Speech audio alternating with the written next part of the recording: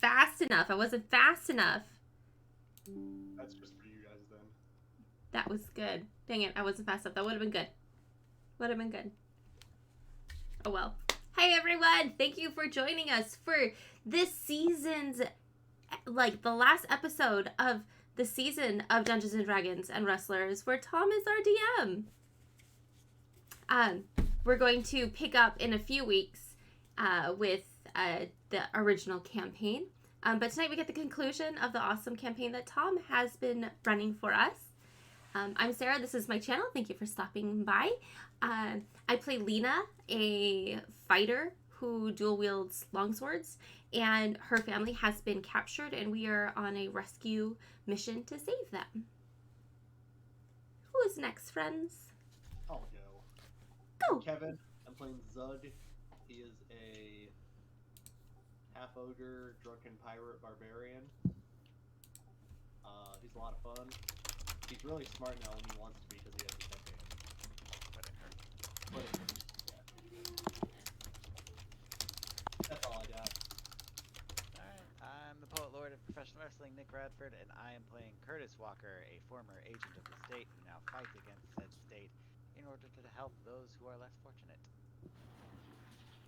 I am sorry. I'm currently in the middle of doing 3 different things. I'm I'm Thom in the other half of the academy, and I will be doing the DMing tonight.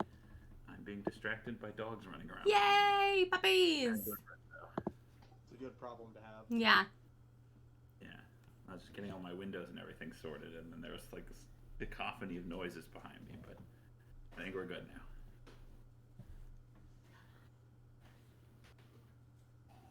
I did kind of just throw us in there real quick. My bad. Oh, no, it's totally fine. It's Okay. just... I Um. used a MacBook for the last decade, and now that I have a Windows laptop, I really like it, but I don't know all the shortcuts yet to like hit, like put 2 different websites side by side or whatever, and then we have hardwood floors, so all you hear is dog nails on floors. Yeah. What's the shortcut to do that? I normally I can drag and my windows will flick over on my other monitor. Yeah, no, that's what I've been doing, but I think there are more elegant ways to do it. Are you on But web? then, Oh, go ahead. no, it's fine. Not a big deal.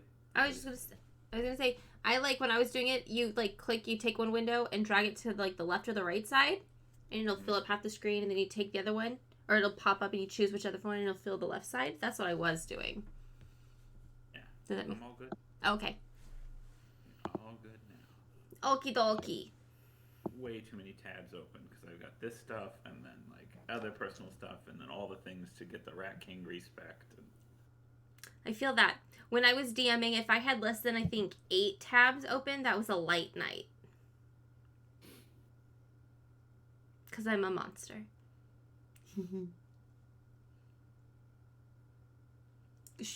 Nick, do you want to do a recap? Sure thing. Yes. On the last episode of Pirates Who Are Better Than Brian Cook Because We're Not Dead, we snuck onto the base, the work camp, I suppose, where Lena's parents were supposedly being held, peeked around a bit, tried to pull a Star Wars, apparently, where I posed as one of the soldiers and snuck in with my quote-unquote prisoners, and we were doing pretty good for a while, but we got caught in the lie, had to fight some dudes, but then it didn't seem like the alarm was too raised for a while. We continued searching around. We decided to... I don't remember the order this happened in. I believe we went down...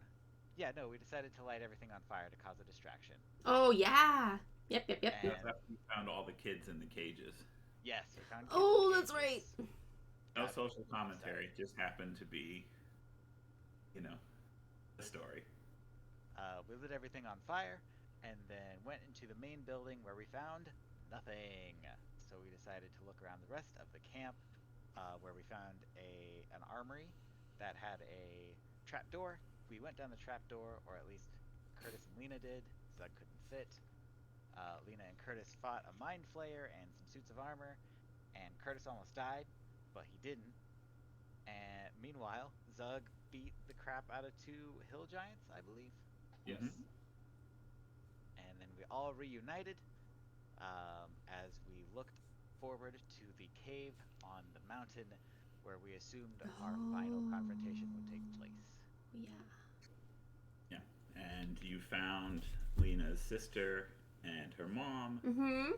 in the cave with the mind flayer. You found her brother in really bad shape. Yes. So now we're trying to find my dad. Yeah.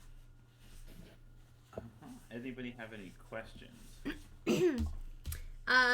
Did we have any sort of rest? Nope. I forget. Nope. Nope. There's still guards running around. The place is on fire.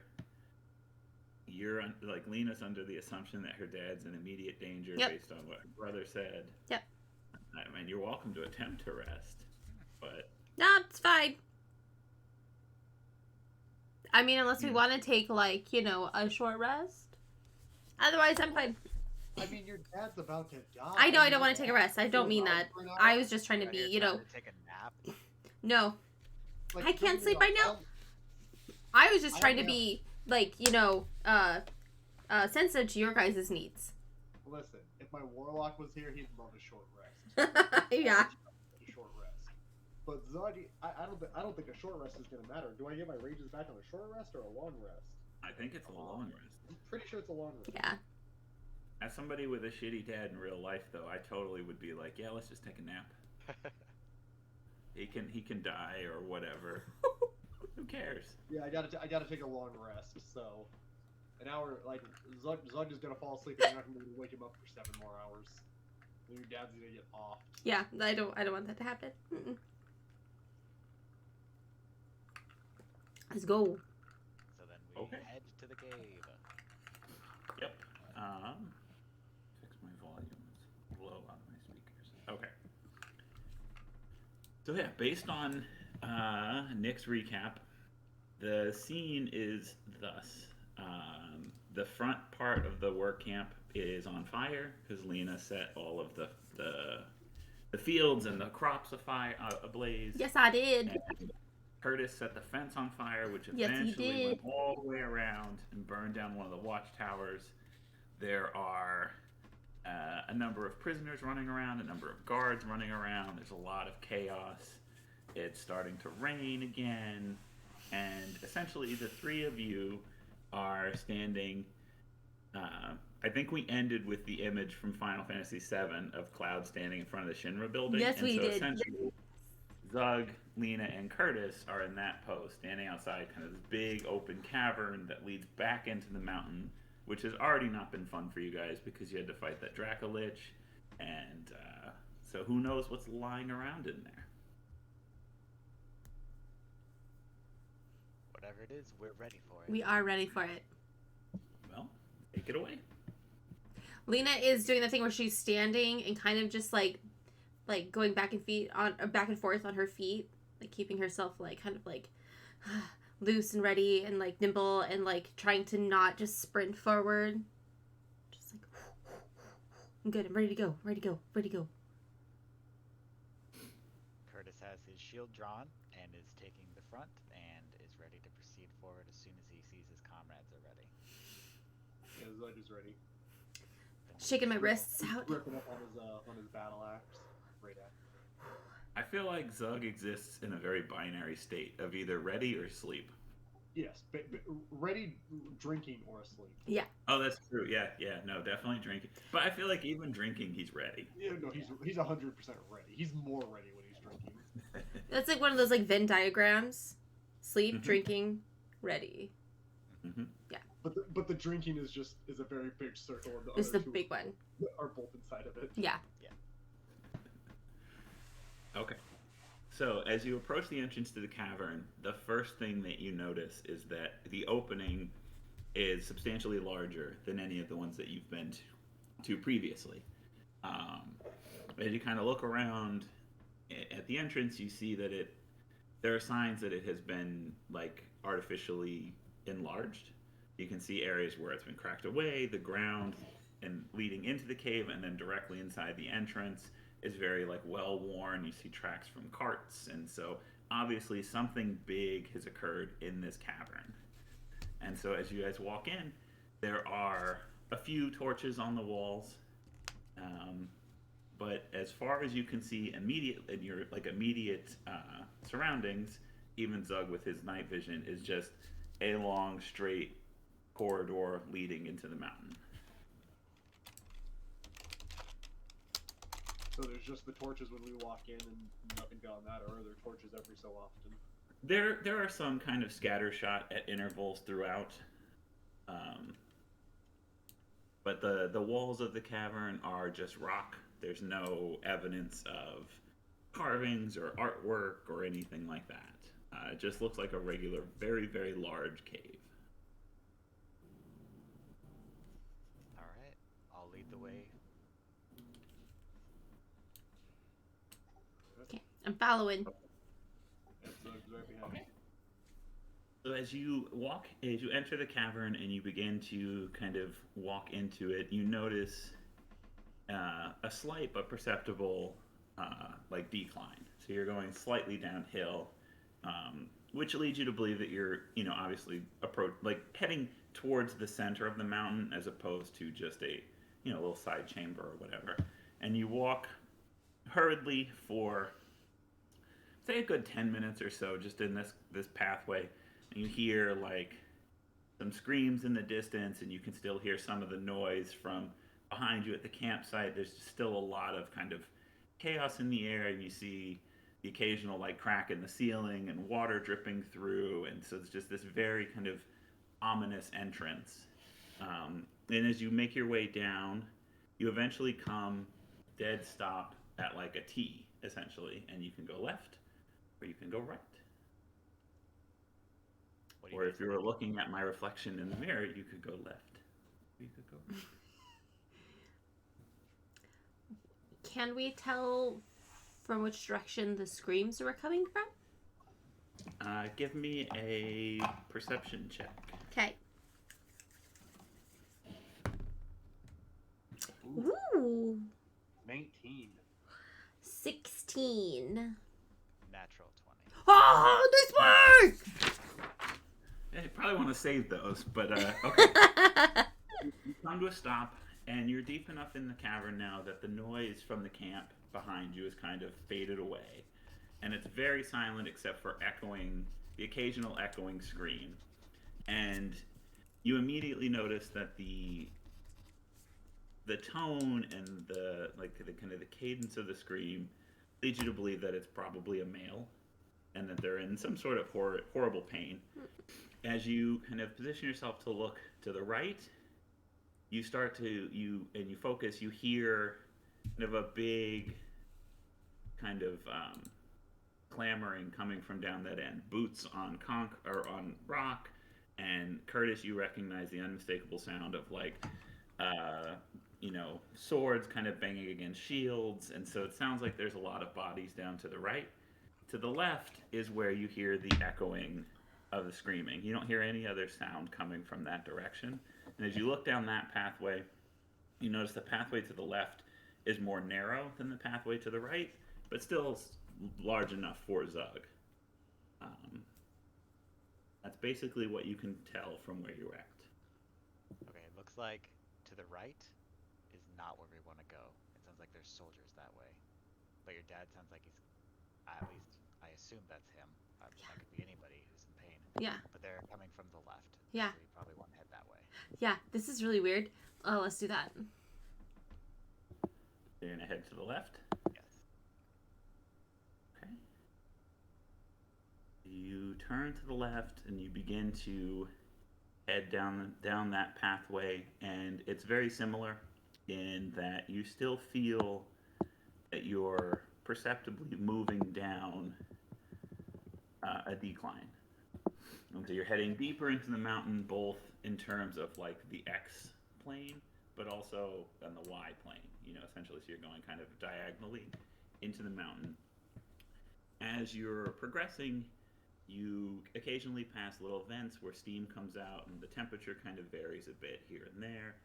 After you walk for a bit, the distance between the torches becomes like more. So there becomes patches where you rely on kind of Zug's dark vision, and eventually you start to see kind of little alcoves in the wall where there are shackles, and it looks like maybe prisoners had been shackled up. There are pickaxes and other like mining utensils or tools. You can see in those little alcoves kind of where people have cleared away rock, and these increase with frequency as you continue to head down the path. Eventually, you pass through what appears to be the last of these kind of like alcoves. You haven't seen any people, any prisoners. And then the cavern narrows to almost a doorway. And then just kind of peeking through, you see it open back up into another room. And so you're at that doorway. What do we see inside the room? Give me a perception check. 2. 19. Thank you. Okay. Did you say 4, Kevin? Okay. So Zug is able to see into the room, but isn't reporting back much. Curtis pokes his head in, and it's pretty dark, but there are a couple of torches positioned around the outside that gives you the indication that this looks like it's kind of a circular room. As you look down, you notice that the ground has a different texture than the cavern, as if it has been somehow man-made or altered in some way. It's almost kind of like a smooth tiled texture. And you can see something in the middle, like some sort of box or desk, or you can't make out what it is. It's angular, but there's not enough light coming off the torches for you to really be able to see. But the one thing that really overpowers you, particularly with the amount of combat that you guys have seen, is you immediately pick up on the like iron tinged air, and you can tell that there is been a battle, been a fight. There's something, there's blood in here. You're not sure exactly where it's coming from, but you definitely, that unmistakable like irony taste and smell is hanging in that room. But I don't see anybody in the room. You don't see anybody at that moment, no. Okay. This room seems dangerous. I can smell the blood. I don't think there's anybody inside, or at least not that I can see. So let's approach with caution. And I will lead us forward. Okay. You're just gonna walk in. Do you want to do a stealth check? Let's do a stealth check. Zug's favorite. I knew I should have rolled with a different dice. So I rolled a natural 20. Yeah! So I have to roll a disadvantage because of the peg leg. Is it stealth? That's still not bad. 14. 5. 15. Okay. And you're heading in the front, Nick? Yeah. Okay. So, as you enter into the room, you immediately notice that your initial kind of scouting is correct. The room is circular, and so you can make a straight path to the center where the object is. You can make, or you're free to kind of go around the outside of the room. I'll leave that up to you. Let's go along the right wall. Okay. Okay. So you enter the room and you head to your right, hugging the wall. Curtis is being very stealthy. Zug is actually being very quiet, except for the, telltale of each step. Lena enters, and as soon as she enters, you hear a scream and an echo, and it's unmistakably your father. Oh. But it's coming from further down the pathway. It's not in this room. But as you hear that, you kind of tense up and you run into one of the torches on the wall, knocking it over. It doesn't start a fire because it's all, it's all rock. Yeah. But as that happens, it causes the other members of your team to kind of jump because everybody's on edge. I'm so sorry. I'm like patting out the flames that have singed like the ruffles of my dress. Yeah, get out, get out, get out. Sorry. We should go. You good now? No, but we should go. I'm not on fire, but we should go. Yeah, let's go. Okay. So you take a moment, you catch your breath, and center yourself, get that adrenaline back down from what happened. You continue to make your way around this room.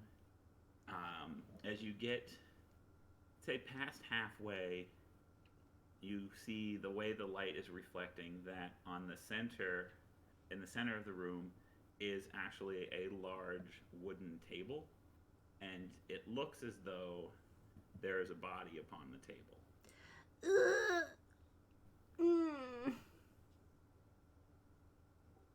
I will approach with caution. Okay. I'm gonna stay right here. I'll just follow, he picked his axe off of his back now. Actually, I imagine he's had it the whole time. He's just been sneaking very stealthily with his fucking flaming axe. Mm-hmm.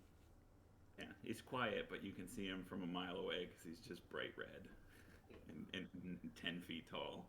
Yeah. 8. Okay, 8. Sorry. We round up in this household. Okay, so Curtis slowly approaches the center of the room where there's this table. Zug is falling behind. Lena is kind of still on the wall, staying, out of everybody's way. I assume that she's probably pretty upset about the screams that she heard and how she was able to identify him. Yeah. I'm As gonna you approach Curtis. Oh, go ahead. I was gonna say, I'm gonna use this. I've got the cloak. I'm gonna kind of just like attach myself to the wall. Okay. To not cause any more sound. To not move. To not just run off. Makes sense. So as you approach, you get closer. The smell of blood is accompanied by the unmistakable, like, retching aroma of death. No. Curtis, you kind of slow your pace because you've been in the situations too many times now where something's jumped out at you. As you take each step, you hear the thud of Zug's peg leg and just this foreboding feeling. The air is heavy, the room is still. And as you make the final step to where this table is, there is a human body that's been mutilated. The face has been destroyed beyond recognition, and the clothes are tattered. Do you think he's gonna be okay? Yeah, Zug's seen worse.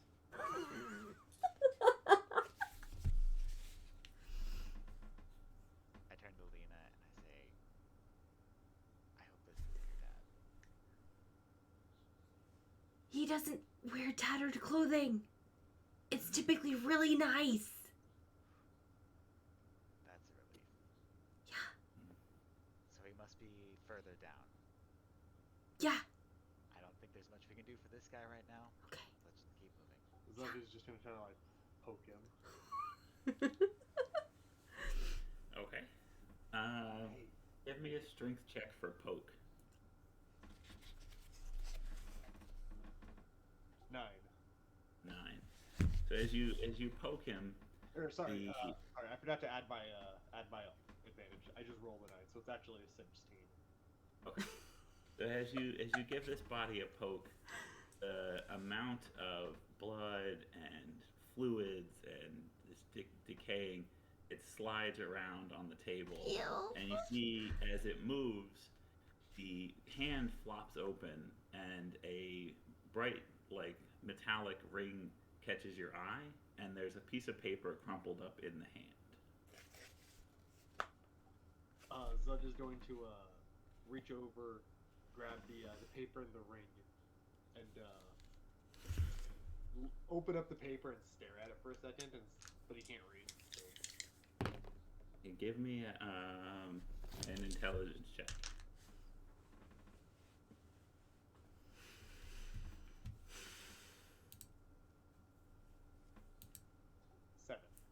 7. So you stare at it for a while, and then you turn to your companions, with the information that you've gleaned from this that somebody had written on this paper. Thank you, Zug. That's very helpful. Can I take a look? Yeah, man. Thank you. And I'll try to read it. Okay. So it's pretty mangled. It's splattered with blood, but you're able to make out kind of the end of the note, and it says, "The deal with her is going to be the destruction of us all. The Empire needs to pull out." And then there is a signature that is hard to read, but looks like it says Governor Knowles.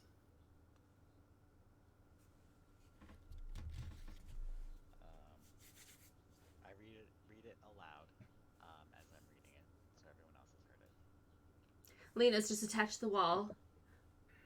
Does that the lady that died on the ship? Her? I would assume so. Yeah. Zug, what was the other thing you got? You got something shiny? Oh, yeah. It's a shiny ring. It's so little. I'm gonna do an investigation on the ring. Sure. 18. Okay. You pick it up and immediately recognize that it is a ring used to seal documents. It has the symbol of the Empire on it. You would dip it in wax and seal documents. And beneath it, it says, in small letters, the Governor of Eastveld. Well, this seems important, so I'm gonna hang on to it for now. This might be a clue. Oh, Zud knows clues. Yeah. So I'm gonna pocket it before you. Okay. Anything else? I don't think so. I'm gonna sneak over to Lena and I'm gonna pat her on the frame like, sorry about the dude with the ring. She's gonna hop off the wall and be like, "It's okay. It's not my dad. It's okay." Wait. Is that the governor? Or is that someone for? This is a lot right now. I can't. His face is gone. Ew. It looked pretty gross from here, but thank you for looking. I don't want to look. Did your dad have a face? He did. He did have a face, yes. A nice handsome face. Yeah, it's probably not him. Yeah, definitely. Okay. As you're debating the presence of whether or not Lena's father has a face, you hear another scream coming from deeper down. Definitely in the not. direction you're heading. Again, recognizable to Lena as likely similar to her father. Should we proceed? Let's proceed with haste. I hop off of the wall. Start. As you look up, you notice. As Lud walks by the body, he's gonna give it a salute. Press F. Yep, that's the chat. So you notice from your position, you can see opposite of the door you came in, there is another door leading out of this circular room. That is where we will go. Yep. Okay. So you approach the doorway, and just peeking through really quick, you see it's just another hallway. There are torches in there. What's the plan? I will take the lead again. And Yeah. proceed with caution. Okay. Probably stealthily. Okay, now give me a stealth check. 13.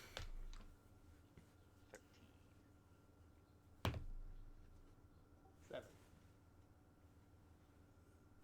8. Okay. So in the same order as before, Curtis steps through the doorway into this hallway, or this cavern. You immediately notice it's very similar to the one before. It's a little more narrow, but it's still just rock walls, and it looks like it's been carved out. and you proceed to head down slowly, making as little noise as possible aside from the ever-present thunk of Zug's peg leg. You hear, as you round a small bend, you disturb like a group of bats, and they kind of fly overhead and up and out of the chamber. There are more cracks on the sides where you see steam coming up. You can see areas where like some water is dripping down, and you make it to the end of the hallway, and you're greeted with basically a rock wall with a wooden door in front that has a padlock on it of sorts. Zug, take it out. Well, that's not really stealthy though. Zug, take it out. Yeah. Okay. Or just break the door down. Even better. I'll leave that one up to Zug. Yeah. Break door. Break door. Break door. Break it down. Break the door down! Ah! Break down the door! And he's gonna haul off, and he's gonna stand on his peg leg again and just kick the door as hard as he can. Ah, yes! Give me a strength check. 18. Yes. Okay. So you rear back on your peg leg, and you thrust forward with all your might. Are you kicking, you said? Yeah, I'm kicking. Okay. So you kick. I'm using my peg leg to base, and I'm kicking it with my real leg. So you kick so hard that your foot goes through the door. And as your foot goes through the door, you notice the area the padlock was on also splinters off.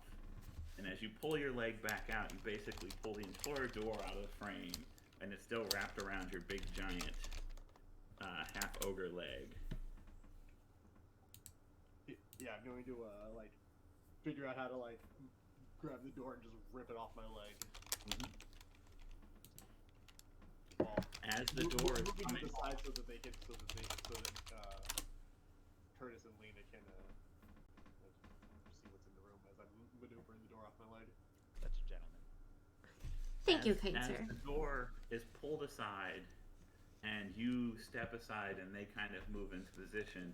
Everything's happening so quick. You hear a voice from inside, and it's very faint at this point. It's hoarse and raspy from screaming, and it says, "Whoever's there, go away. I can't take any more." And it's instantly recognizable to Lena. Dad? Dad, we're gonna get you out of here. Can I run towards him? And I'm gonna pull a superior potion out of my bag. And as soon as I get to him, I'm just gonna have him chug it. Okay. So as you run towards him, you see in the center of the room that the ceiling is much higher than the previous room. There are shackles hanging down, and you see the figure of your father come into view, his arms over his head, the shackles around his wrists, and he's being held to a point where his feet can barely touch the ground. No. You see that he has been battered and bruised, and his head is slumped over, and he doesn't even really recognize that anybody is approaching him at this point. I'm gonna reach up and try to, if I can, get him to drink the potion. Okay. And so as you do that, he kind of comes awake, and he feels the potion bottle hit his face, and he's like, "Who is this? What? Why? Leave me be." I'm gonna grab his cheeks. Dad, it's me. I'm so sorry this happened. All because of me. I'm so sorry. We're gonna get you out of here. And you see, as he recognizes that it's you, he kind of squeaks out your name, and you see some tears coming out of his eyes. Wiped him away. And he tells you, in as firm a voice as he can, that they're still here. You have to flee. Yeah, there's a lot of people here. We're going to get you out of here. We're gonna go, and we're gonna take you with us. Zug, break these chains down. No, there's time. No, there's time. There isn't time. There's. You hear a voice say from behind. Oh shit! Thorn in our side for far too long. Oh shit! And the voice comes from the area of the door that Zug destroyed. Oh shit! No, who is it? Zug still break chain? Yeah! But as you turn to the door, you see a man larger than Curtis in similar armor, with very dark eyes, brandishing a large sword on his hip, and you're stopped dead in your track as he says, "It's time for you to come quietly and stop interfering in the matters of your betters." And as he beckons forth for you to come to him, he also looks over his shoulder and calls to a guard. And you see your sister Laura being drugged behind, thrust into this big giant man's hands, and a dagger put to her throat.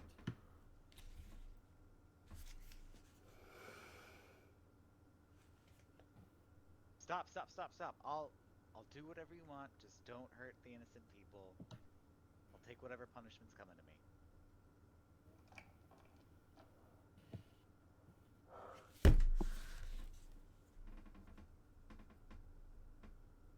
Now step forward. As you step forward, he says, "You're not the one we're interested in." But I turned against everything. I fought fellow soldiers. Who do you want? This isn't about soldiers. This isn't about humans. We're here for the big guy. We need him. I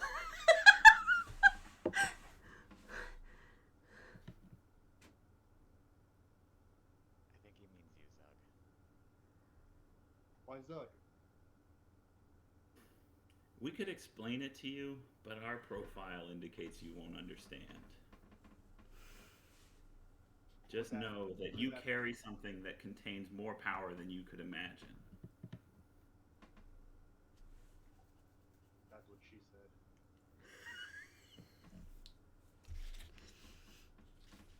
I'm glad you got that in there. That makes me happy. And so as this big menacing knight Thank you. is kind of doing his soliloquy and talking to Zug and making demands, you see he starts to gesticulate with the dagger, and as soon as it moves away from Laura's throat, she stomps down on his foot and dives out of the way. I need initiative. Okay. Oh my god. Yes, Laura. Ah! Okay. 18. Say 18, Kevin? 18. Okay. 5. I'm very distraught right now.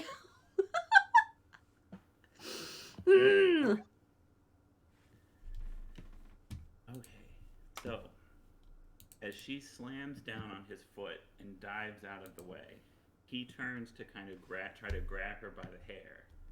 And at that moment, you see your opening, Zug. How far away from him am I? I'd say you guys are in the middle of this room. It's not as big as some of the other rooms, so you're probably, I'd say, within 20 feet of him. 20 feet? Okay. So I'm going to, as a bonus action, I'm going to enter my rage. With that, I can move half my movement speed, which is 15. Then I'm going to run at him, and with my action, I'm going to swing. Yes. Okay. Yes.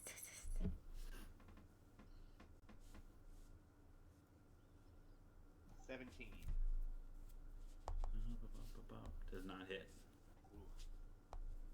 Let's do it again. Do it again.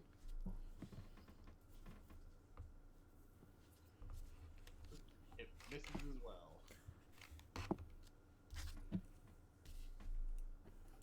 Are you allowed to do that? Huh? Are you allowed to do that? To not hit? Not do any damage in a turn? Yeah. So you, Apparently. So as Zug sees his opening, he raises the axe, charges at this knight, and despite being distracted by trying to grab Lena's sister, the knight is able to parry both of the attacks. Seeing him engaged with Zug, Curtis, you see your opportunity. shield as hard as I can at his head. Yes. Okay. 17 to hit. Does not hit. What? I'll catch the shield on the rebound. Try again. 24 to hit. Yes. What if I said it didn't hit? It does. I But was I'm wondering. wondering if it would be if it didn't. I was gonna say I would have to, if it didn't hit, I would have to roll a 19 or 20 to hit. So okay, cool. Anyways, keep going. Sorry. The whole 7 damage. Okay. And that's my turn. Okay. As he sees this happen, takes that first blow from you, he's going to turn and use his multi-attack. The first swing is going to be at Curtis.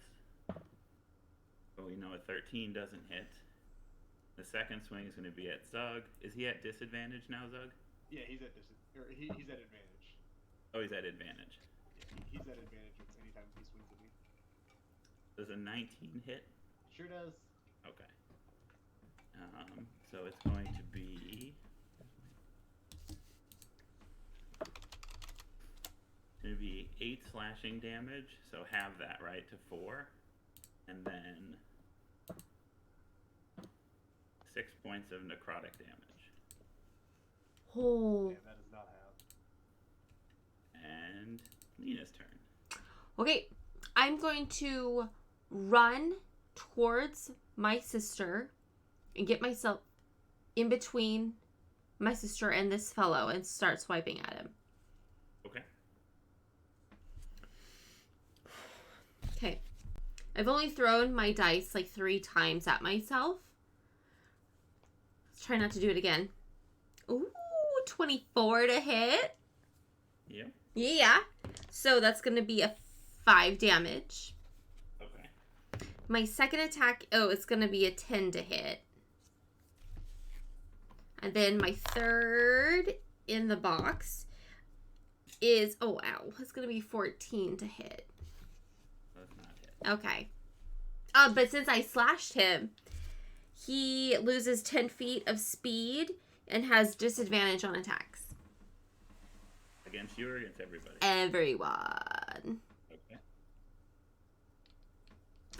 As you may connect with that first slash, he taunts you. He says that, I see you've chosen your sister. What does that mean? Oh, shit. Bug. Me? I swing. Oh, my God. I miss. Stop missing. I swing again. Does an 18 hit? Yes. An 18 hits. All right. Oh, my God.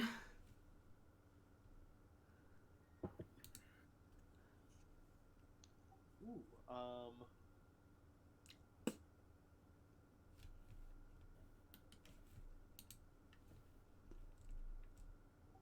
28 slashing, 12 fire. Okay.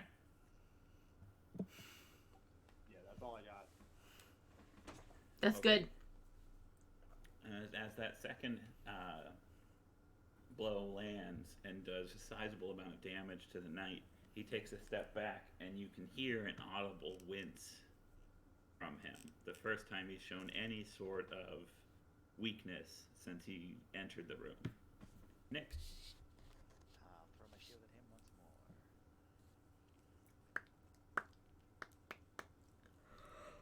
14 to hit, so that's gonna miss. And I'll miss again. Okay. Slasher only gives disadvantage on crits, not just hits. Wait, what? Slasher, Mm-hmm. it only gives disadvantage when you crit. Okay. When I crit? Yeah, when you crit, then it will give the creature disadvantage until the next turn. Oh, so it's... Oh. Still strong. Yes. Just not OP. Yeah. I was about to say, I was sitting there thinking, there's no way that does it. Because I'm like, I would have taken Slasher before. Because like, Well, yeah, that's why I was like, this is like really cool. Why don't people take this normally? Okay, I get it. Yeah. Okay. But it's like that's still cool. But yeah, it only does it on crits, not hits. On a crit. Okay, I've written it down now. Sorry, I didn't mean to cheat. Oh, no, it's fine. As soon as I heard that, I was like, I'm sitting there, I'm like, why haven't I ever looked at Slasher before? Like, I just breezed right by that one. It's a half beat, too. That's sick as fuck. Yeah. Okay. Poteen! Kitty! I think you're being summoned, Nick. I am. So as Curtis's second blow misses, the knight basically kind of swipes him aside. He stares directly at Lena and goes, "I hope you don't regret your choice." And you feel this warm, glowing energy kind of accumulating in front of you, and then he releases a hellfire orb, but directed at your father, killing him instantly. It's your turn.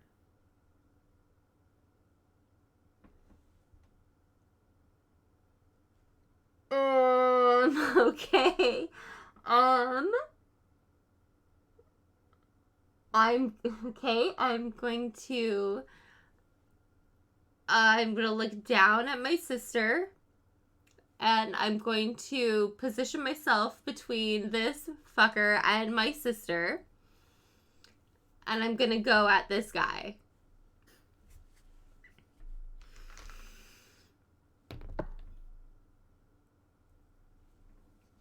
$16 doesn't hit. Natural 1.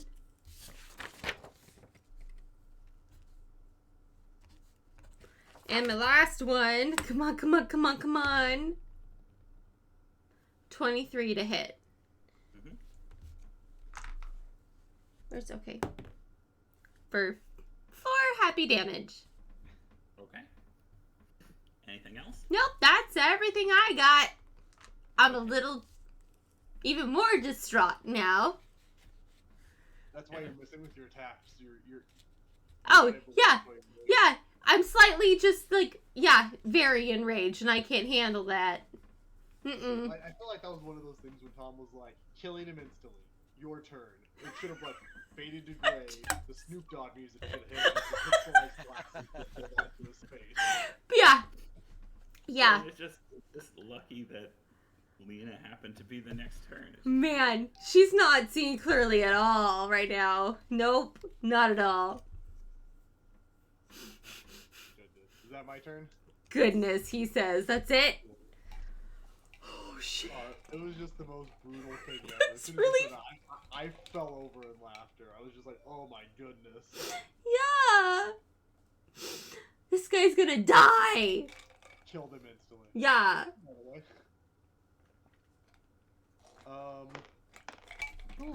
Ooh. Tell me you crit. Tell me. Yes! I crit on 19. Oh, fuck yeah. Just know if you hadn't gotten in between the sister and the guy, it would have been the sister that was killed. It would have been somehow even worse. Yeah. Yes, it would have. You're a monster, Tom. A monster. I had to get my shit in. That's good. It's good. This is good storytelling. Oh my god. 45 slashing. 22 fire. Thank you.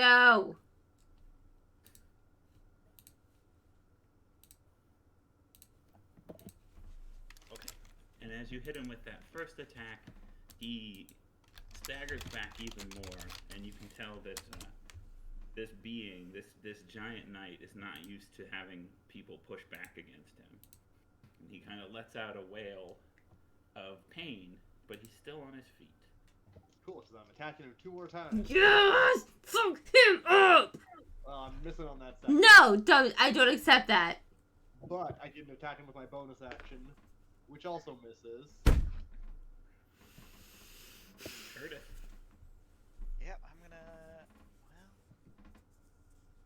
look at my shield. I'm gonna look at the talisman. I'm gonna look at my shield. I'm gonna look at the talisman. And I am gonna use the talisman of pure good to try to cast him into the fire pit spell. Okay. He has to succeed a DC 20 dexterity saving throw or fall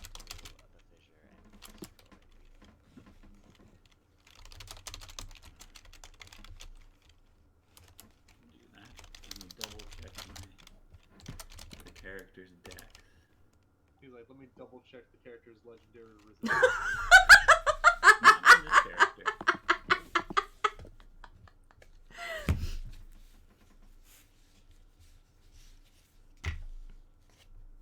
Oh god. He just said not on this character. That means this guy's not the final boss. Oh, definitely not. No, it's just that we had a previous character that had that trait. That's how the Dracolich Yeah. survived. Yeah. Okay. The dex save. Yeah, he's not gonna survive. Oh. There's a 1. Woo! I say, go to hell, as I point the talisman at him. So as you point the talisman at him, you feel the ground begin to shake, and a fissure opens up. And as he's being pulled down into it, he manages to grip the edges of it and say that this isn't over. You have not succeeded. Humans, you mere mortals, cannot stop us. And as he kind of trails off and disappears, the fissure closes back up. The entire ground beneath your feet begins to rock and shake, and you start to see boulders falling down around you, and yeah, it doesn't seem very safe to continue to stand in this area. I yell, we gotta go! And I grab everybody I can on my way out as I start leading us out of the cavern.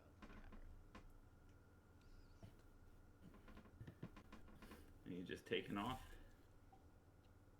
booking it. Yep, I am. I'm gonna grab my sister, and we're gonna go. Yeah, Zudge is going to exit his rage and sprint as best that he can with his disability. Okay.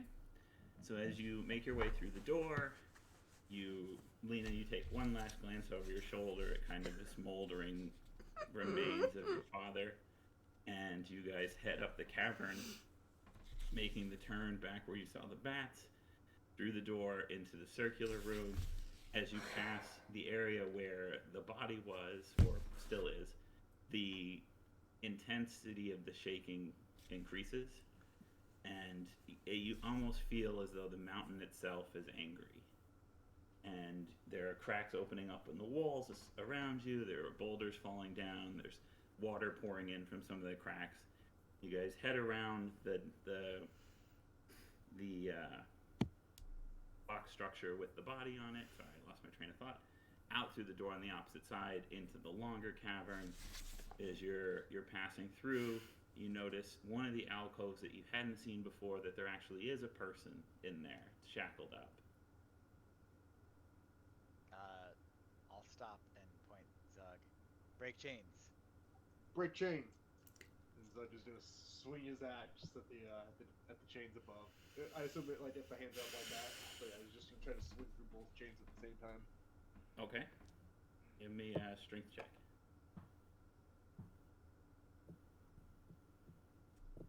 Strength or maybe athletic. I rolled a 2. Okay. So as you swing to break the chains, the ground violently shakes, and you actually miss, narrowly avoid chopping off the head of the guy in the passage. As the tremors slowly stop, he looks at you and just begs you to not kill him. Yeah, I'll secure the axe to my back. I'll reach up with my hands and I'll try to break the chains with my fist or with my arms. 15. Okay. And so as you get up there, you're able to pull the chains out of the ceiling. Actually, hold on, 19. Sorry. Okay. So you pull the chains out of the ceiling. You snap them, so he's basically got chains on his wrists, but he's free. And you guys resume running through the hall of the cavern. As you approach the area where the T was, you hear a loud crash in front of you. As you get to the T, you see that the exit to the cavern has been blocked. The way we came in? Yep. Just by, like it caved in? Yep. I got that idea from someone else. Well, I guess we're not not going the way we came, we may as well go down the other hallway. See if there's an exit there. Yeah, Zudge is gonna try to like grab a rock really quick and shake it to make sure it's not going anywhere. And as soon as he realizes that it's probably not, he's gonna turn around and follow. As you're standing there debating, trying to see if you can move the rocks and figuring if you need to go, another large rock falls from behind, landing on the guy you just freed. Buried under a bunch of rubble. I'm gonna try to like push the giant rock off him. Okay. I'm taking my sister. We're already going down the other hallway. We're not gonna stay and register this at all. We're just going. Yeah, 17 to roll the rock off of him. Does that move the rock off of him? And so as you roll the rock off, well, so he's here. Are you facing to the T or facing down to the cavern that you just came up? I imagine I was right at the rocks, like right at the cave in. So I'm between the cave in and everything else. So as you turn, you're able to roll it off of him, and because of that slight decline, it just kind of picks up speed and rolls out of your view. But he's not getting up. You see, he's pretty smushed. I'm gonna grab one of the chains that's holding onto his wrist, and I'm gonna start dragging him behind me, yelling, "No man left behind."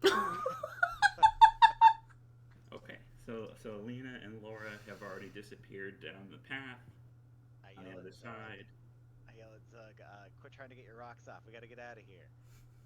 We continue following Lena. Okay, so Curtis is now in the middle, Zug is behind, moving as quickly as he can while dragging this body across the rock. As you head deeper into the path on the opposite side, you notice that the tremors start to subside, and the air, despite being inside the mountain, takes on a kind of cooler tone. It's almost chilly. At some points you can actually see your breath. And as you continue, you make your way further down. You find another doorway at the end of this cavern.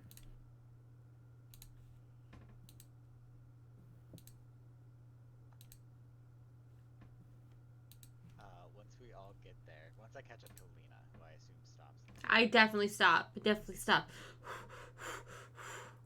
I take account of all three of our party plus her sister. Are we okay? Is everyone okay? I've got my sister she's like in my armpit. I got my arm around her and she's not going anywhere. I'm like, all right, you guys, we're stopped. We're all together. We're good. Nope, you're not going anywhere, babe. Running, dragging the body by the chains, and he's like, Zug here. I don't think Buddy's gonna make it. Zug, you should drop Buddy. No man left behind. He'd do the same for me. I love Zug! Oh my god! Okay. Alright. Once we're all accounted for, I'll turn to Lena and I'll say, I'm sorry, Lena, I'm so sorry. If I wouldn't have hesitated... Stop. It's fine. It's not fine. It's fine. You know what? We just gotta get out of here. We did the best we could. Okay. Okay, you're right. We gotta get out of here. One thing at a time. One thing at a time. My sister's just in my in my armpit. She's trying to get out. I'm like, nope, I got you. We're good. We're gonna go. We're not stopping. Let's go. I'm going to do a perception roll to look into the doorway. Okay. I will also, even though I'm not good at it, 10. Yeah, I'm a little distracted. 17. Thank you for being you. So Curtis resumes his position kind of as the de facto leader of the party, just in terms of moving through space, and you poke your head in, and you're immediately taken aback by what you see. It's a brightly lit, really long hallway that is just covered in beautiful but very dark imagery. You see kind of devils and other kind of dark and I hesitate to use the word satanic, but kind of that type of imagery on this hall. And it's well lit. There are torches every 5 feet or so. The floor is like this really dark, black, kind of tiley, buff to a sheen. And at the very end of the hallway, you see kind of this ephemeral green light kind of just pulsing at the end of the hallway. But you don't see anybody in this hallway. I'll relay what I see to everybody and say, let's proceed with caution. Okay. Caution. And I guess we don't need this. Wait, is there a door at the end of this hallway? That's what you said? At the end of the hallway, you just see the green kind of ephemeral pulsing. You don't know what it is. Yeah, I don't see a need to sneak, but I see a need to ready your weapons. 2 steps ahead of you. I'm gonna tell my sister to stay behind me. No matter what happens, just stay behind me. And I'll Here. move us forward. Okay. As you step into this chamber, the temperature feels as though it drops again. Like you have goosebumps on your arms and your teeth are chattering, you can see your breath. Every step that you make on this sheen black surface echoes throughout the whole hallway. And you just slowly, cautiously make your way down this hall, looking up from time to time to see the imagery on the carvings and the other artwork that adorns the hallway. As you get to the end, you see that the pulsating kind of light that you're seeing is actually coming from the next room through the doorway.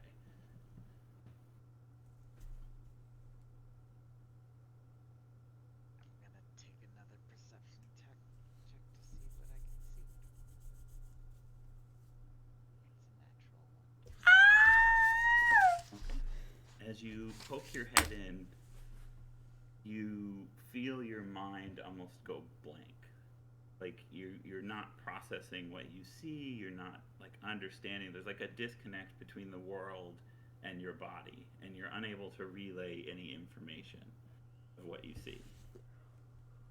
Basically, I'll peek my head in and come back out and just go,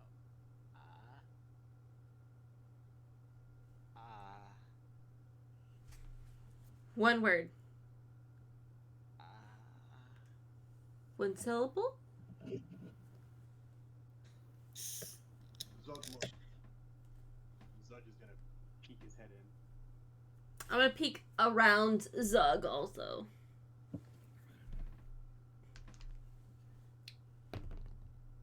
You get a perception check. I got a natural 1.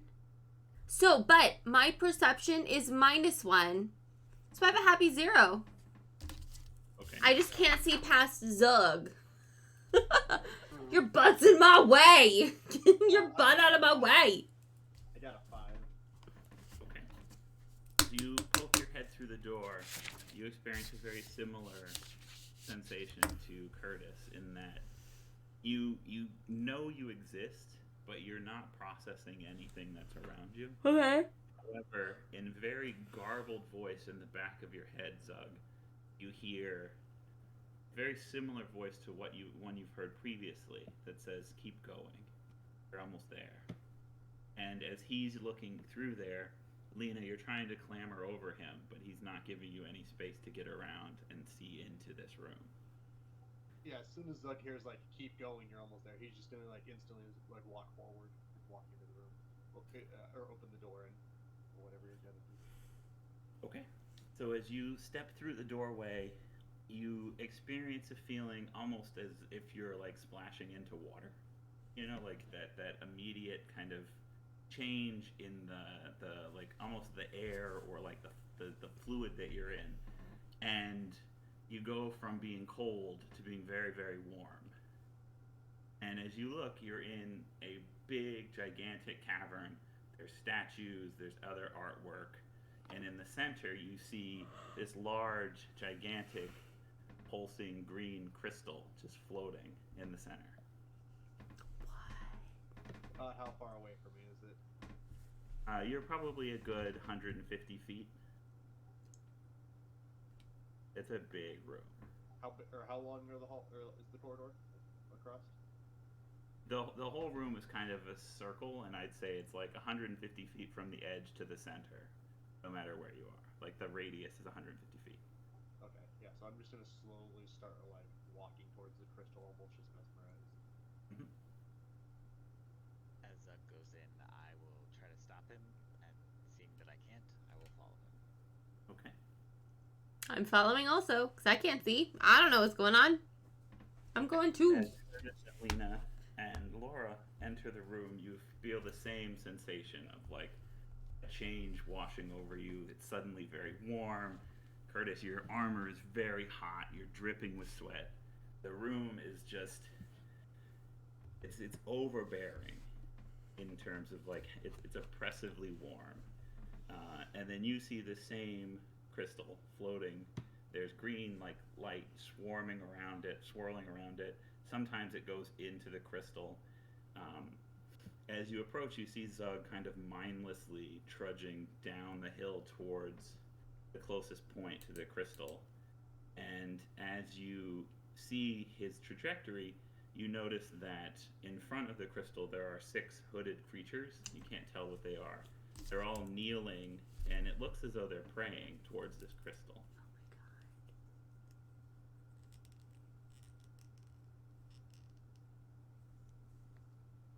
Do I see this, or is it just Nick that sees this? Everybody that entered the room sees this now. Zug, Zug, Zug, Zug. Stop, stop, stop, stop, stop, stop. Zug, stop, stop. Zug sees shiny. Yeah, I see the shiny too. I feel like there are people between us and the shiny, then maybe we should not just walk towards the shiny. You don't really have anywhere else to go. Yeah, also there's that.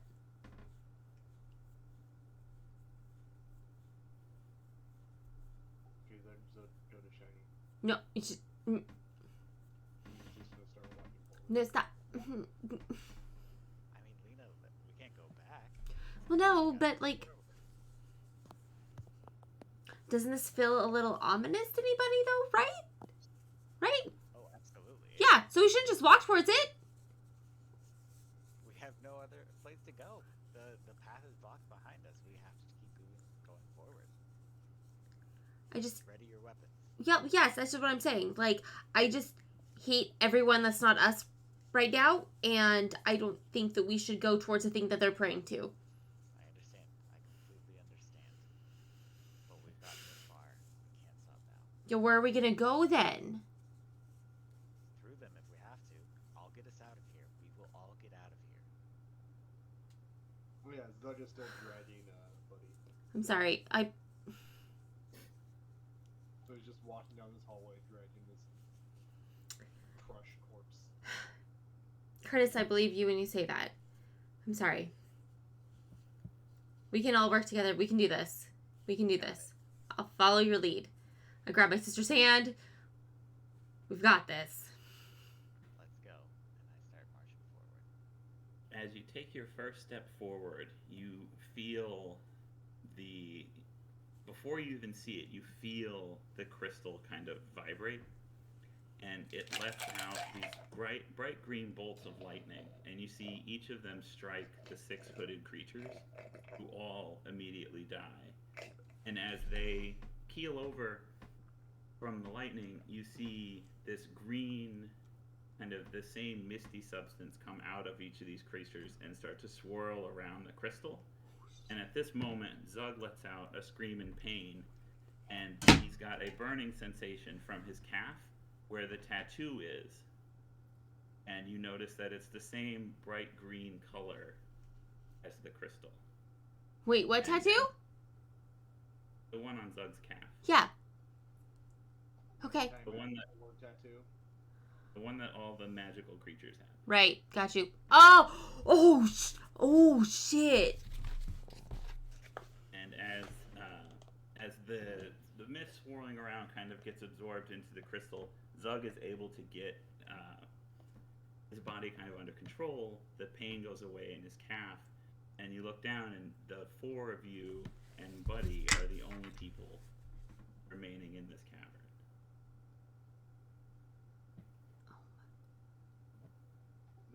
no crystal, or the crystal still there? Yeah. But the corpse, or but the 6 dudes disappeared. Their bodies. Yeah, they're gone. What is going on? What just happened? Zug just have shin splints. Happens sometimes.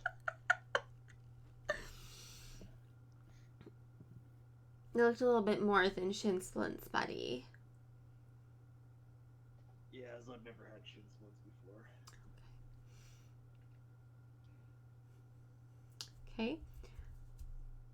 There's no other exit out of here. It's just we can't see anything. Give me a perception check. I'm gonna perception this. 13. 4. Nina, as you look around the room, you spot on the opposite side a little kind of indentation behind one of the statues that looks as though it might be a pathway. I see something over there. It might be a pathway. And the crystal's still just in the middle of the room, right? Mm-hmm. And the room's still warm? Yep. Is it warmer as we get closer to the crystal? You haven't moved closer to the crystal yet. I mean, you have slightly, but like as we've got since we felt the warmth and as we move closer to the crystal, has it felt warmer? I would say yeah, it gets warmer as you get closer.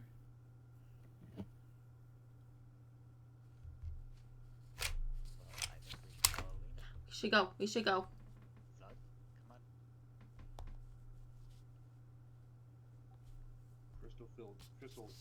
Crystal warm though. Yeah, but we gotta get out of here. It's dangerous. So just check it out for 1 minute. No, we should really go, Zug.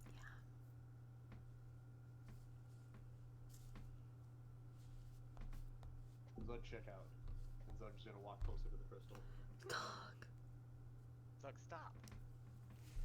As Lena, Zug we can't go. approaches the crystal, all 3 of you feel a very powerful voice in your head. It's not even a voice. It's like radiating through your soul. And it says, "Oh, the powerful one has finally arrived. Please, come to me." And as you hear this, all 3 of you and Laura fall to your knees and grab your head in terrible pain. And then slowly climb to your feet, and dragging your feet slowly, you kind of trudge down and kneel before the crystal in the same way that the other creatures did. And while this is happening, your brains still work. You're feeling and seeing and watching yourself do this.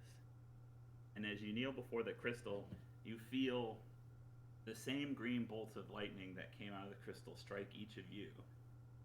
And as soon as this happens, Zug, your axe becomes overwhelmingly hot and starts to vibrate, and a soul emerges from it that you've never seen, severs the green bolts, frees your mind, and says, "Sometimes gods overstep their boundaries. Free them all."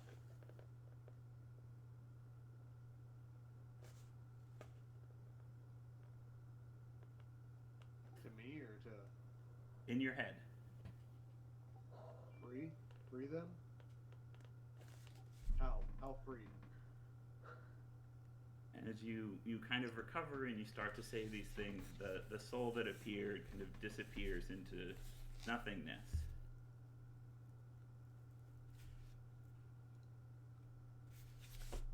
It's just the crystal still sitting there? Just the crystal. Yeah, Zug's gonna swing at the crystal. And attack roll. 19, that's a crit. That's not even at advantage either. Well, roll an advantage. Well, I guess it doesn't matter. It doesn't matter. Sorry. Sorry. Forget me. Just ignore me. Okay. So as Zug is kind of freed his mind, you instinctively grab your axe and you swing it as hard as you can, and as soon as you're about to make contact with the crystal, it just stops. And you hear from above you, I guess we'll do this the hard way. And a winged creature figure with green skin and large wings descends from the ceiling in front of you. What? So I need initiative. Oh my gosh. I have... Oh my gosh. Nope, I don't want that one. Hold on. Oh my god. 11. I'll be right back. Okay. Did anybody say? Oh my god. Younger than Lena. So good. Okay. I think she's the youngest of the three. Okay. I got a 19. I got Having 4. having a advantage on initiative is awesome. Being a barbarian is awesome. Can I get another roll, Kevin? 11. If you Okay. just want a straight roll. Yep. Highest number wins. Alright, we'll wait for Sarah. Alright, I will also be right back then. Okay.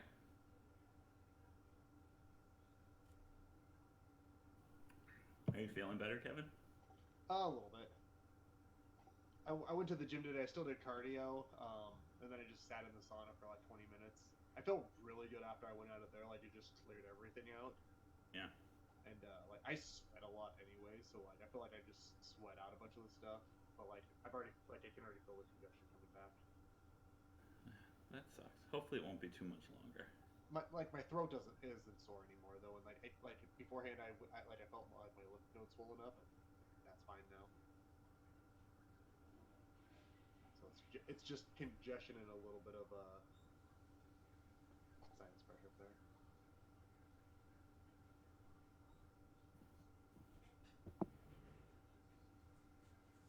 I was really bummed too because like I love small practices like that because you can just do so much.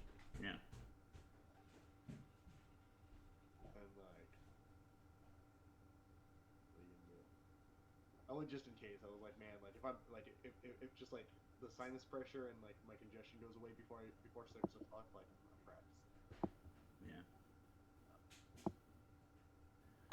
Yeah, they're fun. It's just like you get so blown up and you're like, we haven't done a lot, but you realize that there's just not the downtime. Yeah. You know, when you've got 12 people training, then you get whole minutes between even fast drills. So Yeah. Yeah, no, it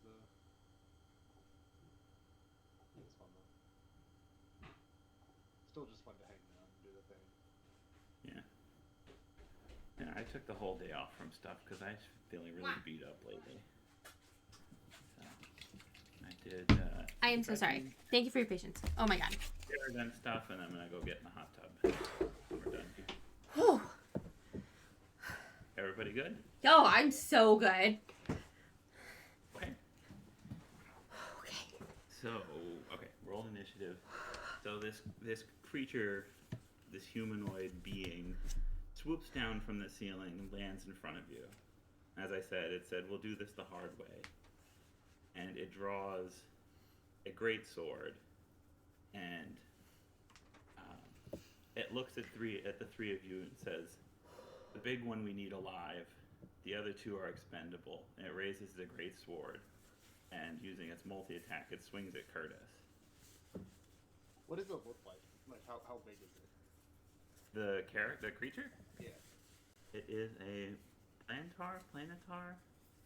It's, well, let me double check the size.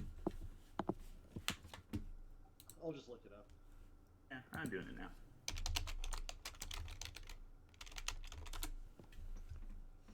It is large. It's like an angel. Yep. Yep. Oh yeah. Read into that as you will. A 16 doesn't hit, right, Nick? Correct. And it's going to bounce off your shield and swing at Lena. Does a 17 hit? Yeah. Yeah. Okay. For 8 points of slashing damage. Sure. And 7 points of radiant light damage. Wait. 8 and 7? Mm-hmm. Okay. Kevin. My turn? Yep. You already know what I'm gonna do. Except I'm not gonna go into a rage. What? That's gonna throw off all my. I'm out of rages. Oh shit. No, I've never been out of rages before. I'm all out of rages. I shouldn't have wasted that one. I wasted the last rage, and then Tom was like, "Yeah, he doesn't have a legendary resistance," and I'm like, "Fuck, there's more." So here I am. I can still recklessly attack and add my 10 damage, but I just have to. I can't. There's certain things I can't do. I'm out of all of my cool things too.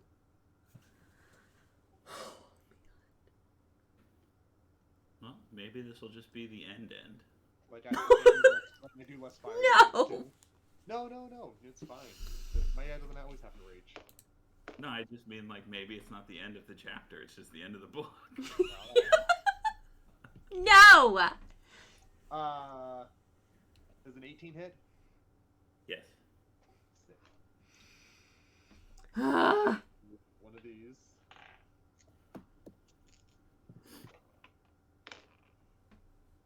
17 plus 7, so 24 slashing, 6 fire. Okay. And then does a 17 hit? I already said that one, right? You said 18. 18, 8, oh, yeah. Does a 17 hit? It does? It does not. Oh, okay. Well, that's all I got for this turn then. Okay. Sarah. Okay. How far away is he from me? He's within striking distance, you said. Yes. Okay. I'm going to use an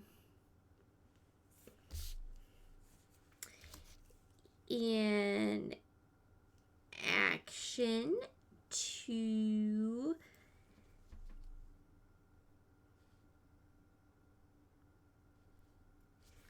use my last superiority potion. Okay. Oh my goodness, D4s are so hard to get hold of.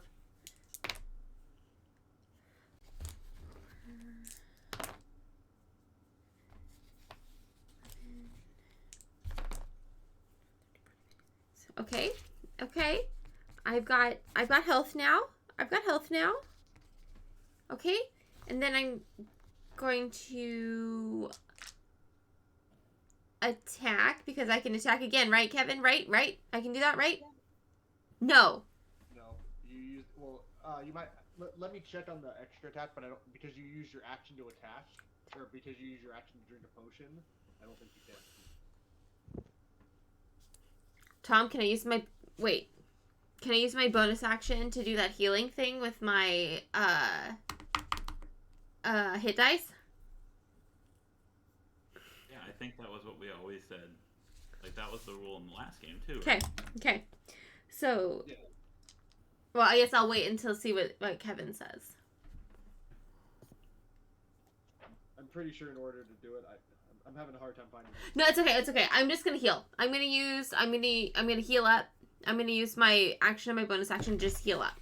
Yeah, I just found it. When you take an attack action to attack with light weapons, blah blah blah blah blah, you can use your bonus action to attack with a different weapon. Because you took the action of drinking the potion instead of attacking, you can't attack with your bonus action. Okay, so I'm just gonna use. I'm gonna heal up.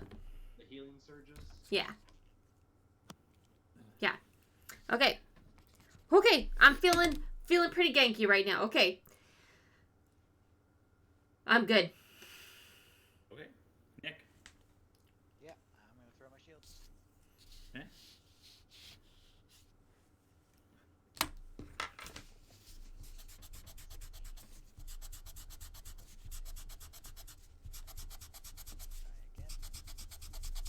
Try again. 25 to hit. Nice dice.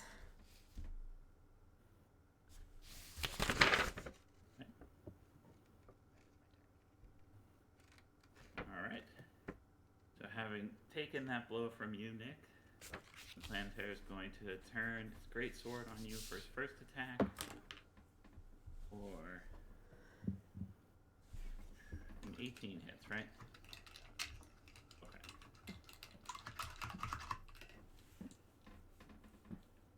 7 points of slashing damage. And 7 points of radiant damage. And he's going to swing at you again. 17 hit? No. Okay. So he misses with the second one. Kevin. I'm gonna swing. I'm gonna miss. I'm gonna swing again. Stop missing! 20. Oh my god!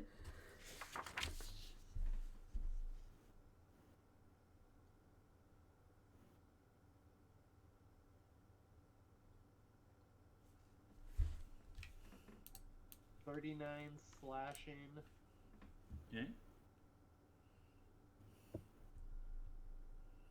Actually, hold on a second. I'm gonna re-roll these dice here so I don't summon a spirit, because I can do that once per turn because of my butcher bib. And Yes, you can. Yes, you can.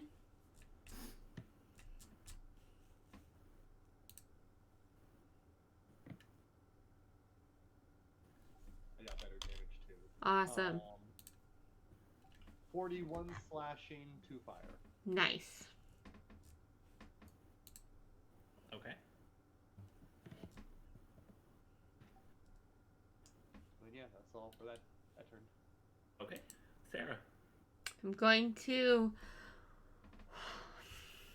start. Just keep slash. I'm gonna start slashing him.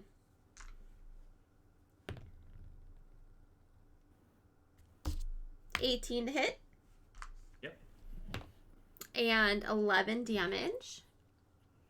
And then 22 to hit.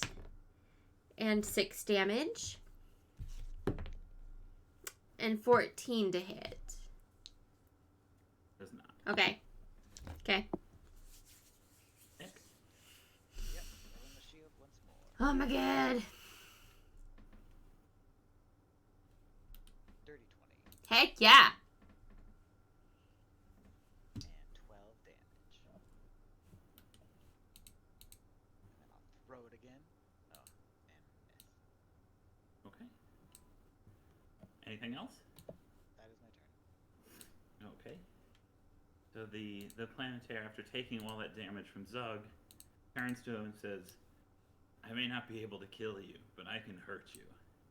And he swings at Zug recklessly for 8, which isn't going to hit. At advantage, Wait. so. Oh, okay, yeah, you're right. And 11's not going to hit, right? No. And it's going to swing a second time. Does a 16 hit? It sure does. For 9 points of slashing damage So 5 slash. and 6 points of radiant damage.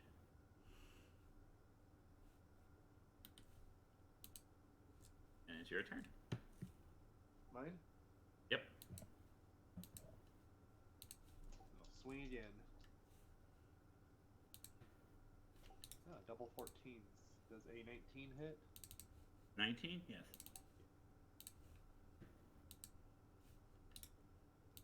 I'm gonna re-roll. Do it.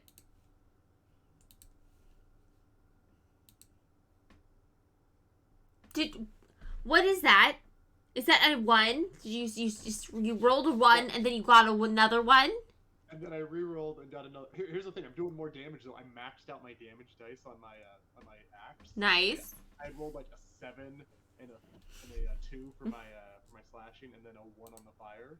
I rolled a 12 and a 4, which is the highest it is. But then I rolled a 1 still on fire. So 17. What's 17 plus 16? Somebody that's smart. 33. 33 34. slashing, 1 fire. 17 and 16. 33. Yeah. Yes. Yeah. 33 I slashing. was right. Port makes me not trust my math. Sorry, one more time, Kevin. 33 slashing, 1 fire, and I summon a shade. Do you summon a shade though? Is my question. As you swing and you make that contact, you feel the familiar sense of the axe shaking, and the red light starts to swirl around. And at seeing this, the planter actually reaches his hand up and quiets the axe. So nothing comes out of it. Oh my god. Ooh, yeah, this might be fun. Alright, cool. With my second attack, I'm going to swing again. 15 hit? No, 15 does not hit. That's all I do. Okay, Sarah. Yeah, I'm gonna continue the swinging thing. I'm slightly tunnel vision. I'm just gonna keep slashing him. Ooh, 9 will not hit. But a 22 will for 6 damage. Okay. And then last, that was almost a 20. 8 will not hit. Nick. Yep. Dang it! Ugh. Okay. I was thinking about doing something and I totally forgot it because I was so in the thing. Never mind. Are you sure? Yeah, I'm so good. Okay. I don't mean to shout. I'm so sorry. I'm so excited. 16 does hit? No. Oh, okay. I'm sorry. Then I'll throw again. 22 does hit. Mhm. And that's 11 damage. Okay. That is my turn. As you connect with that second shield attack, for the first time since this creature descended, his expression changed.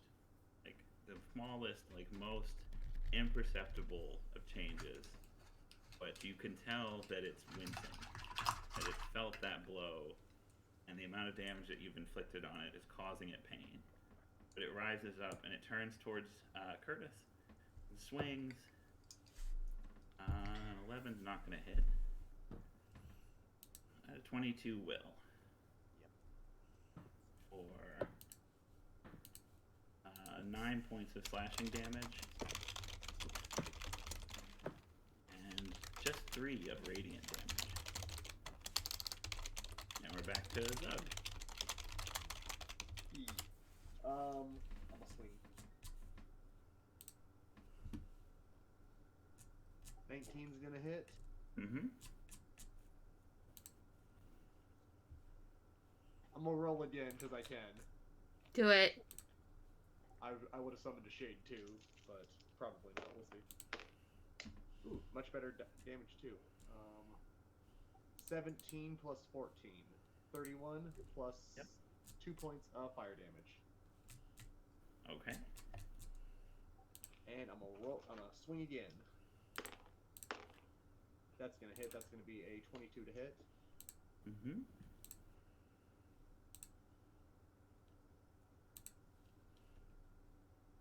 +13 plus 17, so 30 points of slashing, 6 points of fire damage. Okay.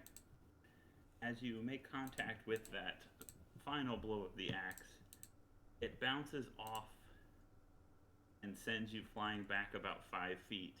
And you see the planter kind of crumple to his knees, fall over on his face, and doesn't get up.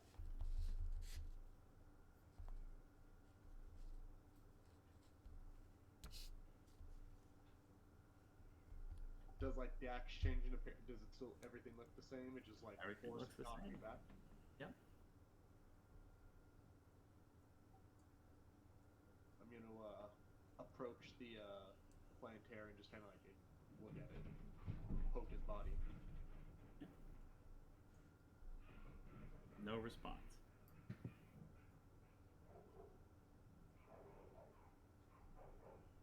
The crystal's still there. Mm-hmm.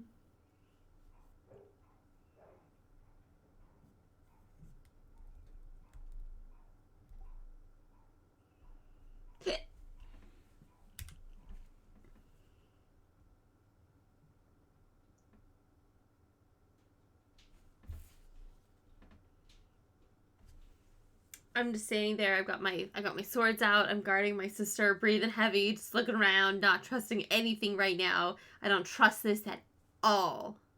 Yeah. So just like, are we still near the crystal at all? You're still in front of it. You'd have to approach it more to like whack it, but you're not far. I'm gonna walk over and I'm gonna poke the crystal. Okay. As you walk over, as you touch the crystal, the body of the planetaire levitates up. And it's hanging, you know, like a marionette where there's like no motion, heads down, it's just hanging in the air. And the crystal begins to vibrate and shake violently. And you see large amounts of that green mist kind of radiating off. And you hear a very calm, faint voice saying, "Why must you always interfere? Re-releasing magic upon this world will only cause war and strife. For this reason I bargained with you humans and elves to shut magic away." And you see, emerge from the crystal is a small, stout, woman-looking being. She's wearing like ripped robes. Her eyes are spewing the same color mist. And she levitates down to where the planetaire is, and in one deft motion pulls his skull from his head and holds it in her hands, almost eyeing it seductively as she speaks again. "You have ruined my hard work, and you've damned this world to ruin and despair. Maybe I cannot stop you, but I can undo you."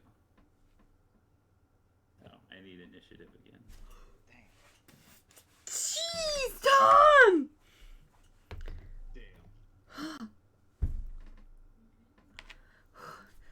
Damn. That roll was quite an experience. 4. 7. 5. Okay. Yes, guys, we're great! What did you get, Sarah? 4. 4? Okay. And so this like, ephemeral, ethereal woman casts down her gaze upon you. She's carrying no weapon, but she raises the skull in her hand and swings it at Zug. Wow. 12 is not going to hit. And she's going to swing a second time for 24 will hit. Sure does. And it's going to be 9 points of bludgeoning damage and 11 points of force damage. And then it is Are you okay? Doug's turn. Are you okay? Oh yeah, that's right. Damage isn't halved anymore, so that was 5 and 11, so 16. Yeah, I'm fine. Oh, we're gonna die, you guys. No. We're gonna die. Zug smash. Slug smash. Slug smash. God, I can't rip down my camera, but not 20. Nice work.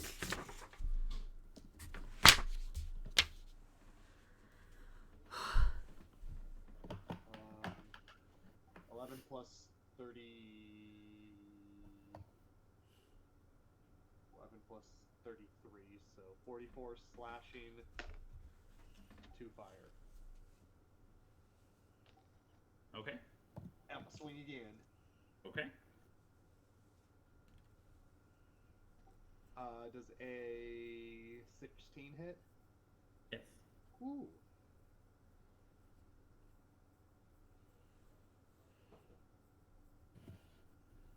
.26 slashing, 2 fire. You're rolling dangerously with that fire damage. Oh, I know. See, when I rage, I get an extra d6, and if I roll a 1 with that, I have my dice separated, so like if I roll a 1 on the black dice, I either have to re-roll it or I summon a shade. Oh man. Anything else, Kevin? Nope, that's all. Just those 2 hits. Nick. Zug, are you actually okay, or do you need some help? Nah, so okay. Okay. I'm gonna throw my shield.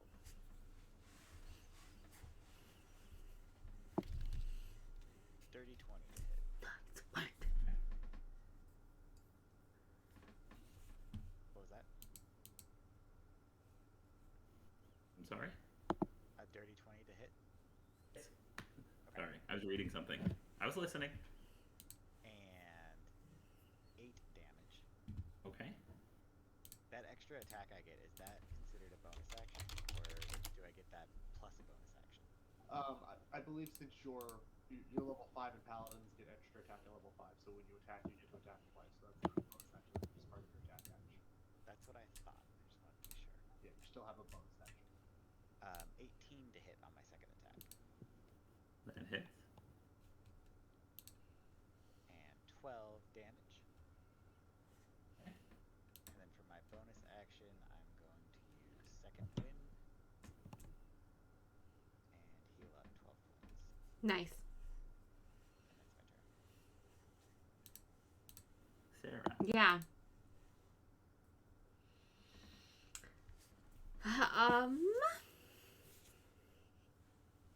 No thoughts, just slashing. 13 is not gonna hit. A 13 is still not going to hit. And a 13! I rolled 7 3 times in a row, you guys! Okay. That it? Yep, I'm wild with rage right now. Blindly slashing. The floating ethereal woman is going to turn towards Curtis and raise her hand holding the skull of the planetaire. A dirty 20 is going to hit, right? Jeez. Or... Oh, that's a shitty roll. 8 points of bludgeoning damage and 9 points of force damage. And then she's going to turn to Lena. Is a 15 hit, Sarah? Yes. Okay. Or 8 points of bludgeoning damage. Okay. And 7 points of force damage. Kevin. Zerg smash. 22.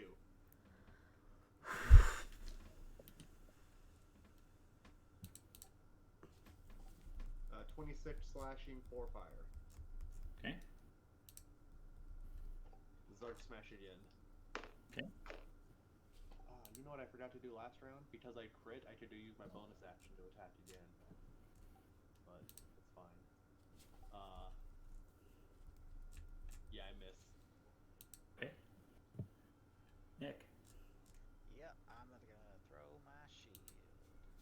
Throw it. And miss. And I'll throw it again. Does 17 hit? Mm-hmm. Oh. And 11 damage. Okay. And then I'm going to use my action surge. Is that what it's called? Yeah. Do it. Oh my god, yes. Surge. But I'm just gonna use it to drink a potion. Because I'm dying. Totally cool. So I'm gonna use Potion of Superior Healing. 84.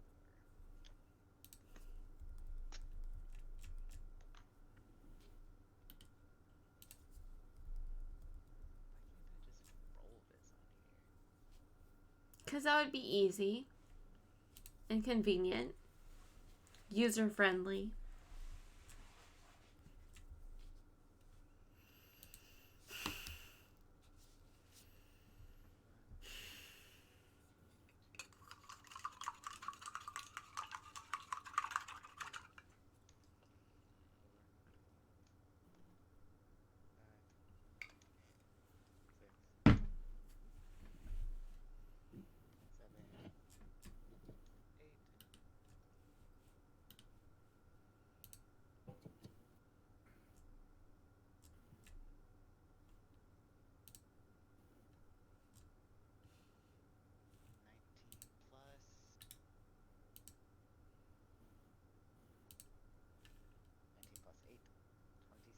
Nice.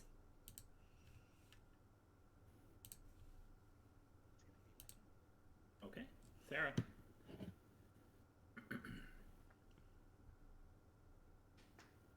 Okay. Okay. I'm gonna keep going. The new dice. I'm gonna try. Okay, 22. 22 to hit. And 7 damage. Okay. 13 will not hit. And 12 will not hit. Nope. I feel like Lena is just like losing control and just like wildly just flailing, not even really trying at this point, just savagely just. That makes sense. She did just see her dad killed. Yeah. I envisioned like when Scorpion set somebody on fire in Mortal Kombat. Yeah. And like fall down to their knees. Yeah. Yep. All right. Yeah. Mhm. She's gonna turn her gaze to Zug. Does she have advantage, Kevin? Yep. Okay. Just assume that anybody always has advantage attacking me unless I haven't attacked yet. So first round is questionable. Every round after that, you have advantage. Okay. Does 16 hit? Sure does. Okay. That's not the right die. For 8 points of bludgeoning damage and 7 points of force damage. She's gonna swing at you again.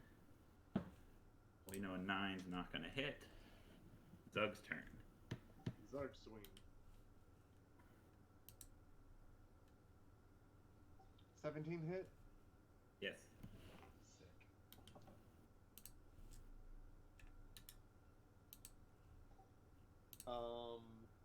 29 slashing, 3 fire. Yeah. Swing again. 21 to hit. Re-rolling.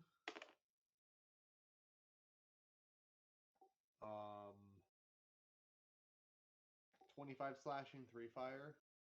Okay. That's all I got. Nick. Yeah, I'm throwing another shield.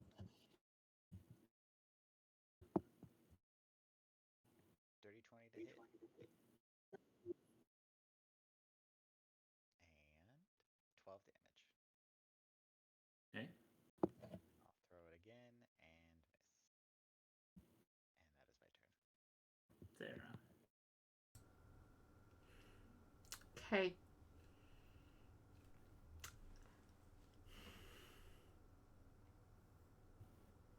I've been going back and forth in this for a little bit. And I feel like with the amount that she's missing and the amount of just trauma she's been through right now, she's going to drop her swords and grab something in her pouch. She's going to grab the deck of cards. She's going to pull something out. Okay. She's going to pull a card out in hopes that this is going to be what saves everyone. Okay. I'm either going to kill us all because we're going to die anyways, or hopefully something will be okay. Give me a d20 roll. Okay. 4.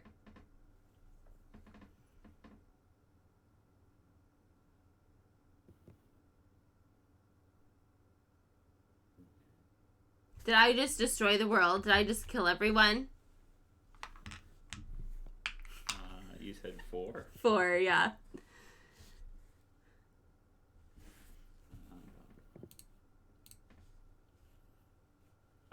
Neither. Well, that's okay, right? That's okay. You pulled the gem card, so you have 25 pieces of jewelry, each worth 2,000 gold pieces. They appear at your feet. 25 gems at how much? 2,000 gold each. Okay.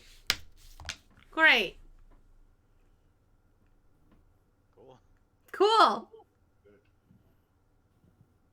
I'm gonna pick one up and chuck one at this person. So I have 24.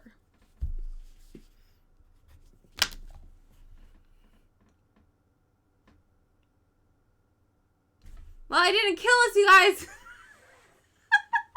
Sorry. You could have swung 3 times. Just saying. I know. I mean, it's great that you got 50,000 gold. Yeah. Okay. A lot of Cool. gold. Cool. Yep. Right? Like, just remember your friends when you're at the top in your ivory tower. 48,000 gold because you threw one. Because I at threw her. one. Yeah. Remember this though when we all defeat this person and yeah, we are now richer for the end of it. I believe in you. Stop missing. Zug tired. Okay. Anything else? That's all I can do. Unless you'll let me swing. No, that's not fair. I dropped my swords. They're on the ground. It's fine. You did cast them aside. I did cast them aside.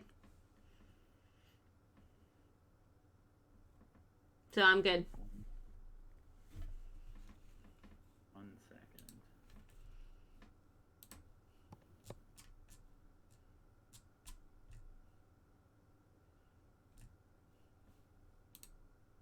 Is there a level of exhaustion that Zug can take to go into a fucking Fury of Rage as a bonus action? I don't know. You would have to tell me. No, there's not. The rule of cool says Tom gets to decide whether or not that's a thing. Wow, that seemed really like aggressive. I didn't mean it that way. Okay. As the DM, you get to make the rules, is all I'm saying. Oh no, I know. But we should have set precedent for that. Okay, so as you throw the gem at her, and it changes to her turn, she's gonna float up out of reach, and you begin to see the green mist swirl around her, and she regenerates a bunch of health. Oh my god, I'm so sorry. That's not anything to do with the gem. I could have waited a turn though. Yeah, this is phase 2 of the fight. I started phase 2 early. Could have been a turn later. I'm starting it now. It's okay what I did. As you see her kind of float up and begin to heal, Zug, you feel your axe begin to shake violently, and the shade of the Planetar appears before you. And as he raises his great sword to attack, he notices his skull in her hand and swings his sword at her. But he misses the first one. And he misses the second one. That's awful. So, didn't help you at all. But you now have another ally. And it's your turn, Kevin. Nice work, Kevin! She's out of reach? She is for this turn. I mean, you could throw your axe, but you wouldn't. How far away is she? I'd say she's probably about 50 feet in the air. Up 50 towards feet? the top of the crystal. Yeah. I mean, I'm listening. I just need a tissue. So here's my thing. See, I can normally attack at advantage, but 50 feet would be disadvantage, so I'd have to just throw it at a normal attack. I'm doing it. I'm chucking the axe.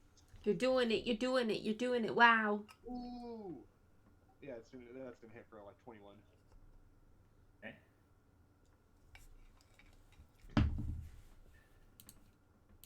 That was annoying. 28 slashing, 5 fire. Okay. And then I'm gonna retract the axe back down. And assuming that she's still sitting there floating, I'm going to swing again. So I'm gonna throw it again. This is also like at advantage, which is canceled out by the disadvantage of the 18 hit. Yes.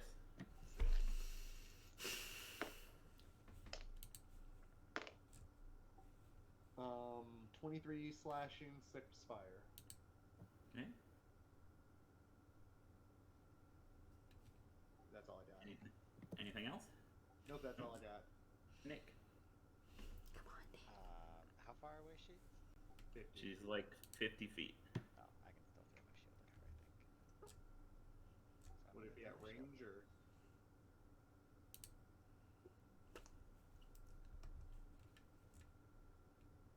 It should show 2 numbers for ranged and thrown. The first one is what you can throw normally, and the second one would be you can throw, but it's a disadvantage.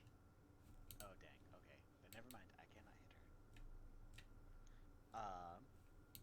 Zug, how are you looking? I'm about a third of my health still.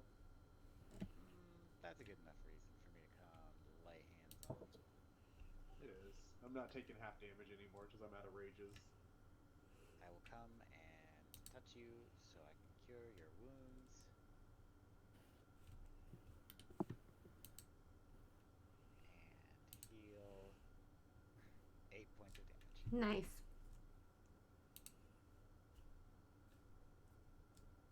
I'm basically at half health now. Okay. Cool. That's really all I can do. Okay. Yeah. Yeah. 50 feet is too much for me to swing my swords. So I will start chucking daggers at her. Okay. 22 to hit. And 6 damage. 16. No. Sorry. Math. Math is hard. 13 to hit. Does not hit. Okay. A natural one is not going to hit.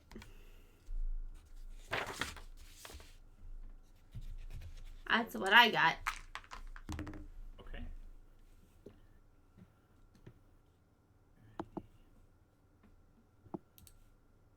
So she begins to descend back down towards the party, and she raises the skull of the Palantir and swings at Zug for... What is up with the dice? At advantage, though. And 18 hits, right? Dang it. For Kevin, right? Yes. For 9 points of bludgeoning damage and 6 points of force damage. And it's going to turn towards Curtis. But 14 doesn't hit, right? Correct. And then the shade, the planetary shade, is going to swing at her. For... That's not going to hit. And the second swing is also not going to hit. So this is not helping you at all. Kevin. Yeah. She's back down within range, within 10 Yep. feet of me. Yep. Swing. I'm gonna swing again. Swing a swing.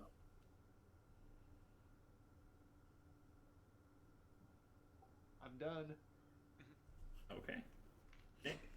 It's almost like we're almost like hitting our limits at this point. I'm gonna throw my shield. Most guides say when you have Grey Weapon Master, it's not worth it if their armor class is about 18. That's when you should stop taking the -5 penalty. But Zug does not care about statistics or probability. Yeah, there you go then. Okay, first one is a natural 1. Okay. They're not helpful. We're on fire. Second one is a 25 to hit. Nice. And 10 damage. Okay. That is my turn. Okay. Sarah. I'm gonna. You said she came down? Is she within swinging distance now? Well, she attacks with her fists, so she has to be. Got you. Okay, got you. Okay. She's basically just bludgeoning you with the skull of the dead Planetary. Dick. So first attack is a 9 to hit. Second attack is 19 to hit. Okay. So it'll be 10 damage. And my last attack, I have no more D20 to use, friends. Okay. The last one was a 10 to hit. Okay. Okay. Alright. Anything else? No, that's all I got. I'm going to, like, shake up my dice really, really well. Maybe hoping to reset them. Turn to Lena, who hit her last. That's fair. A 15 hit. Yep. Sarah? Oh, yeah. Heck yeah, it does. For 8 points of bludgeoning damage Okay. and 6 points of force damage. Mm-hmm. And she's going to turn back to Zug at advantage. Wow, dice suck. 14 hit, Kevin? It does not. Okay. Or no, it's the Planetair's turn. He's going to swing at her again. Finally hits her for 12 points of slashing damage and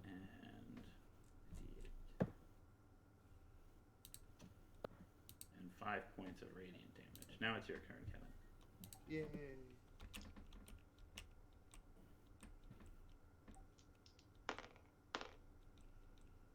$15 hit? Yes. Ooh, cool. That was my second attack.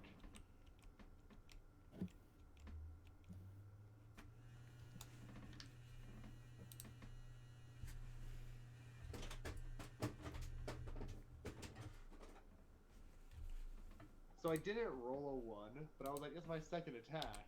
Like, might as well re-roll the dice. Like, I'm not going to be able to use it this turn. And then you rolled a 1. Which is I rolled a 2 on my fire damage. And I was like, I can only get, like, I have a, like, 83% chance of getting this orb. No, you're right. You're right. Might as well. Might as well. You're right. I'm doing a lot more normal damage. I'm doing, 28 slashing, 1 fire. And if there's anything in the axe or what the axe is doing, but axe is active. Or not. You feel it vibrating, but you also feel like there's like a repelling nature from the creature that you're facing. As she sees the axe vibrating, she does what the Planetair does and essentially shuts it down using her force to prevent anything from being summoned. All right. Anything else, Kevin? Nope, that's all I got. Nick. Yep, I'm attacking. Another natural 1. And 11 does not hit, right? Mm-mm. Okay, that's my turn. Sarah. Slashy, slashy, slash. Yeah.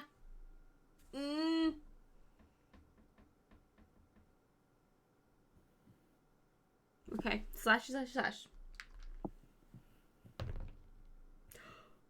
24 to hit. For 6 damage. Dirty 20 to hit. Nice. For 9 damage.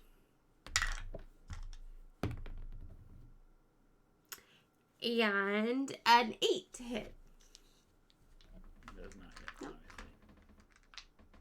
Okay. Anything else? That's it. Okay. She's going to swing at Curtis. You know that an 11's not going to hit. She's getting frustrated now. She's going to swing at Curtis a second time. And the 19 does hit. Yep. Or... I lost my place. Too many tabs open. For 7 points of bludgeoning damage and 7 points of force damage. And then the Planetar is going to attack her. Or that one's going to hit. For 16 points. And okay. For 4 points. So for 20 points total, it's Kevin's turn.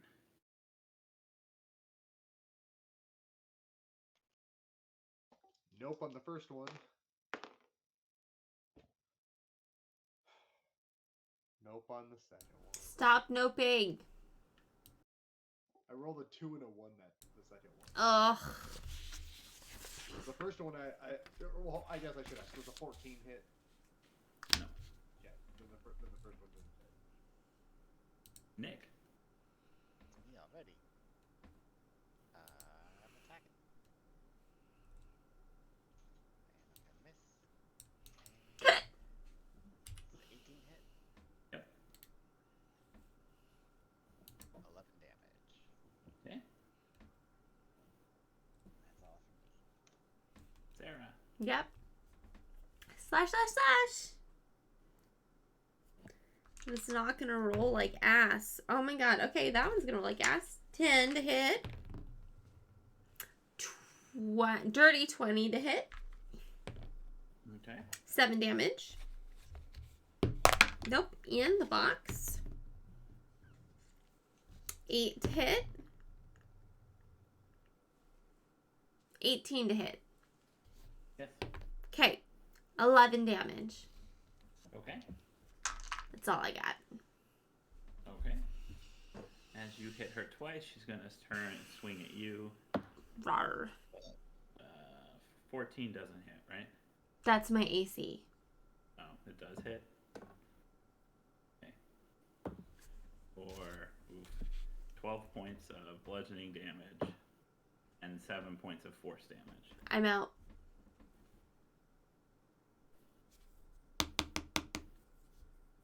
That first hit got me. Swing at Zug with advantage. 17 hits, right, Kevin? Yeah. For 8 points of bludgeoning damage and 7 points of force damage. Are you dead? No. No. Planetair's gonna swing at her. Ooh, it's gonna hit.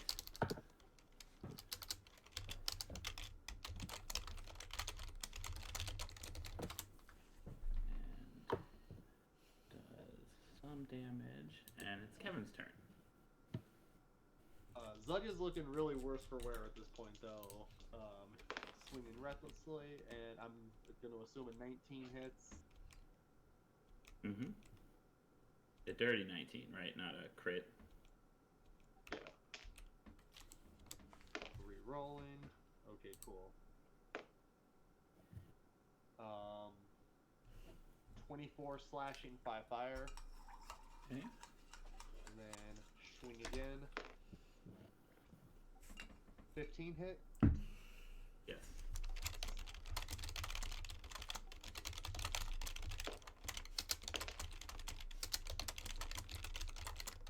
Uh, 24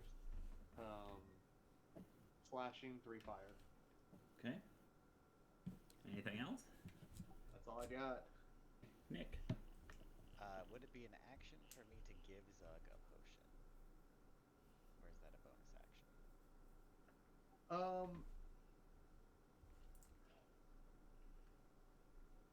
To hand him a bottle, I feel like might be a bonus action, but to like force feed him would be an action. Yeah, I would almost say that, like, since I saw the bonus action, maybe it could use both of our bonus actions for him to hand me a potion.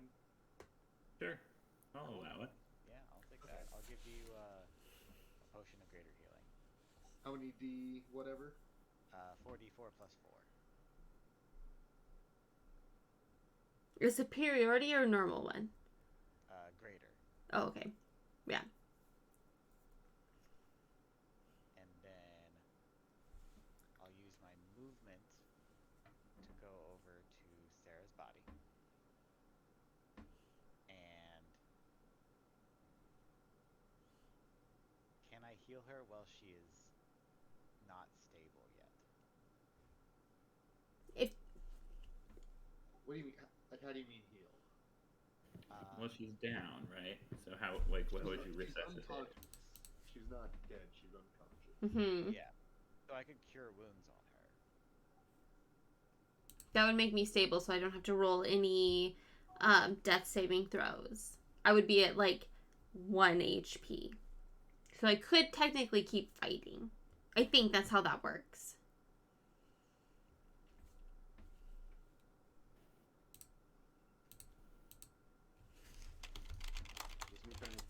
how to spell here.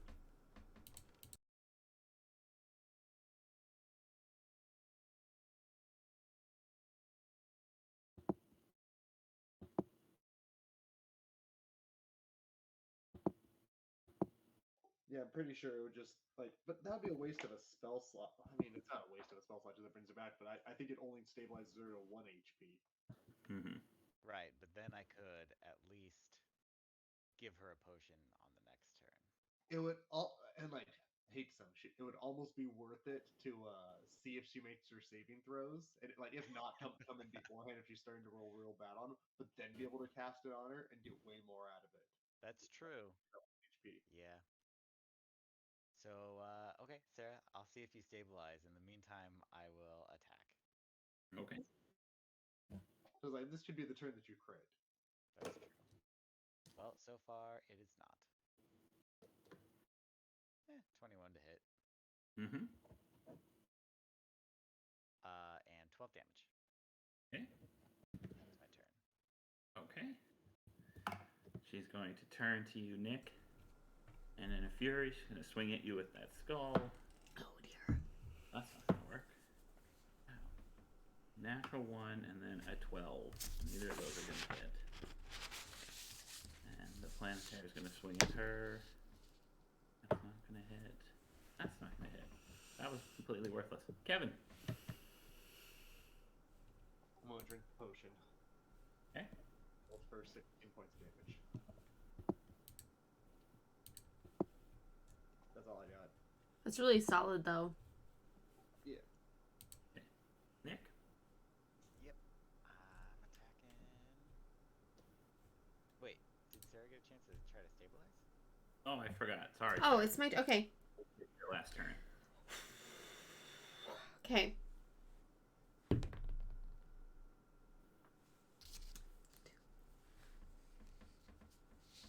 That's not good.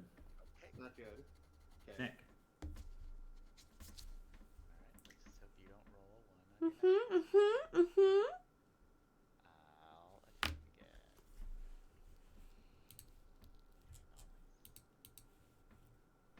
And 21 to hit. Mm-hmm. And 9 damage. That is my turn. Did you say 9? Yeah. As in 8 plus 1? Correct. As you make contact with that shield shot, you feel this concussive force that knocks you and Zug back about 15 feet. And as the room starts to shake and you look up and you see that your attacker has disappeared and the crystal is beginning to expand and break apart, and it's being held together by like wisps of mist, but the pieces are getting further and further apart. And then there is a loud explosion, and rocks begin to fall from the ceiling, and the shade disappears, and you feel the temperature in the room rising. There are fissures growing in the ground at your feet where the crystal was. You're in immediate danger. Zud is going to instantly turn around, scoop up Lena's body, and grab her sister as well. Just pick him up. As you pick up Lena and you turn to grab Laura, a rock comes and lands on your arm, pinning you down next to her.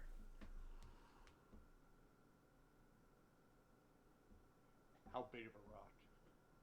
A boulder, a gigantic rock. Which arm? The left. So I still have Lena in my left arm, and Laura's okay though. Yes. I'm gonna try to lift up the boulder as hard as I can. Okay. Give me a strength check. I'm gonna try to help. Okay. Give me a strength check. 21. I rolled a 6, so I don't think I helped. Okay. So despite your best efforts, you're unable to, even with the help of Curtis, get this off of your arm. You feel the bones in your hand, your fingers, your metatarsals, your wrist, all being shattered under the weight of this.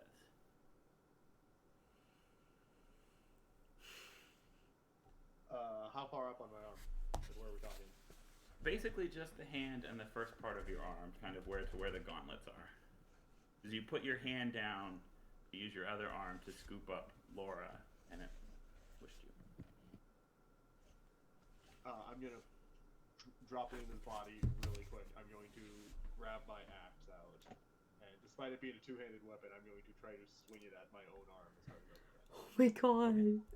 Another strength check.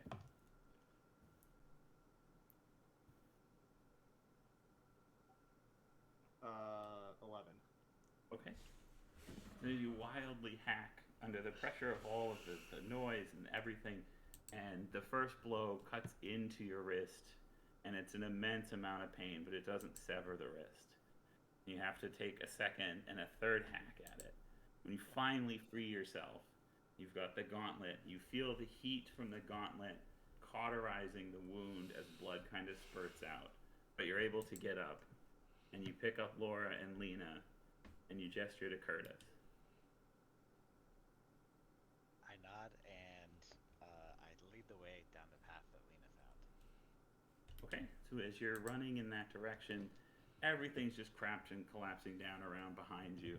You duck into this little alcove, and you see that it is a very narrow hallway, just big enough for Zug to pull himself through while he's holding the fallen Lena and her sister, who is crying and screaming. And as you're just going as quickly as you can down this path, and it's literally collapsing behind you. And eventually, after harrowing 30, 45 seconds, it spits you out onto the side of the mountain, and you're in the dying sunlight. You feel the cold rain on your face, and you all collapse on the grass underneath a tree on the side of the mountain. As you're laying there, Zug, you see the mist from the crystal kind of swirling above the mountain and going throughout the land, and you feel this warming power kind of fill into you, and it starts at the calf where your tattoo is, and you feel just this warmth kind of envelop your entire body.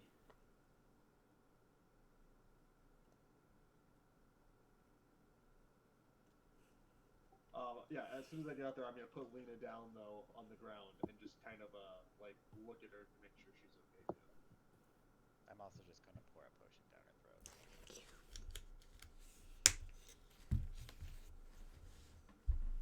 So that's another greater potion. 44 plus 1. Okay.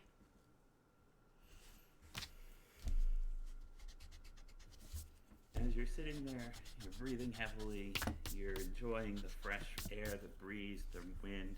You can see the work camp, and you see fires raging, and you see, even though it's at a distance, it looks as though the prisoners are rounding up the guards, and you see, coming up the hillside, being pulled by 3 large horses, a cart moving at very quick speed towards the camp.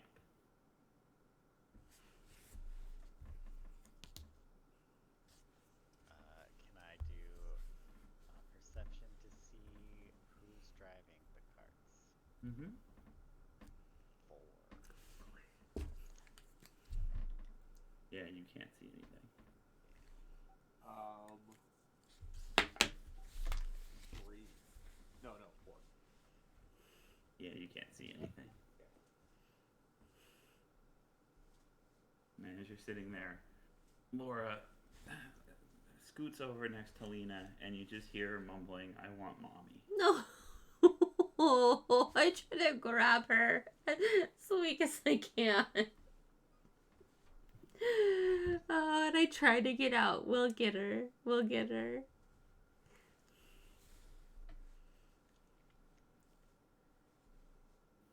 Is there a pathway down, or? Yeah, you're basically not where you were when you first came out of the original tunnel, but you're kind of above where the campsite is on the other side. And so you can easily head back over to the work camp. It's, you're just exhausted from all the battling. Yeah. Where did we leave Lena's mom at? She was in the women's barracks. So I guess we should head back to the camp. Yeah. How do you want to do that? I'll take lead. And Lena, you're good to walk now? I'm good enough to walk, yes. Zug, are Okay. you good to walk? Zud good. Okay. Yeah, then we'll head down. Okay. So you guys head to the camp. As you get closer, you see it definitely. The prisoners are rounding up the last of the guards. They're putting out the fire on the wooden structures. The cart you see approaching the front gate. You recognize the person in the front seat as in Contra of the Resistance. Oh. And so you make your way to the front, and yep, where do you go from there? To the woman's. I kind of want to find my mom. Reunite my sister with my mom. Okay, so as you guys pass through the gate, you see Encantra calls you, and she's like, "You guys are alive. Where's Gila?"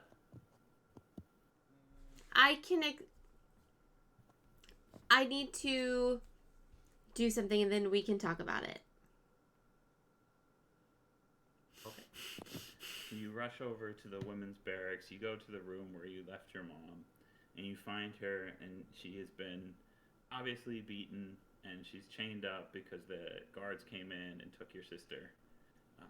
Zug is able to easily free her. Thank you, Zug. A little family reunion. Wait, where's Caleb? As you leave the building, you see on the opposite side, sitting on a little kind of a bench area near the manor in the center, you see your brother. Oh my god. Okay. And he kind of shuffles over to you, and he looks up and says, "Where's father?" I'm really sorry. I can only protect one of them. And I protected Laura.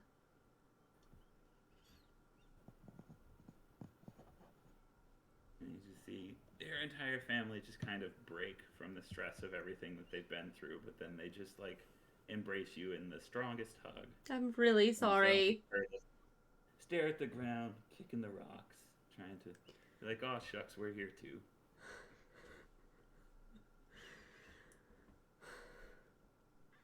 Now that the family is reunited, I guess I'll go talk to Encantra.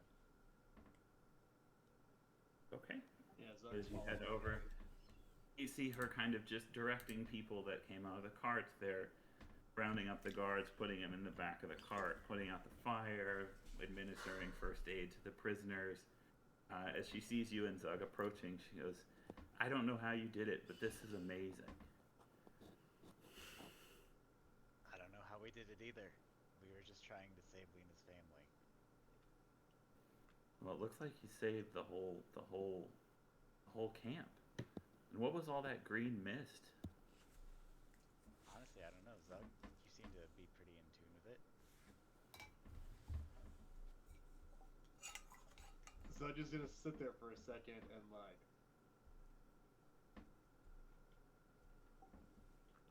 pull out a headband real quick.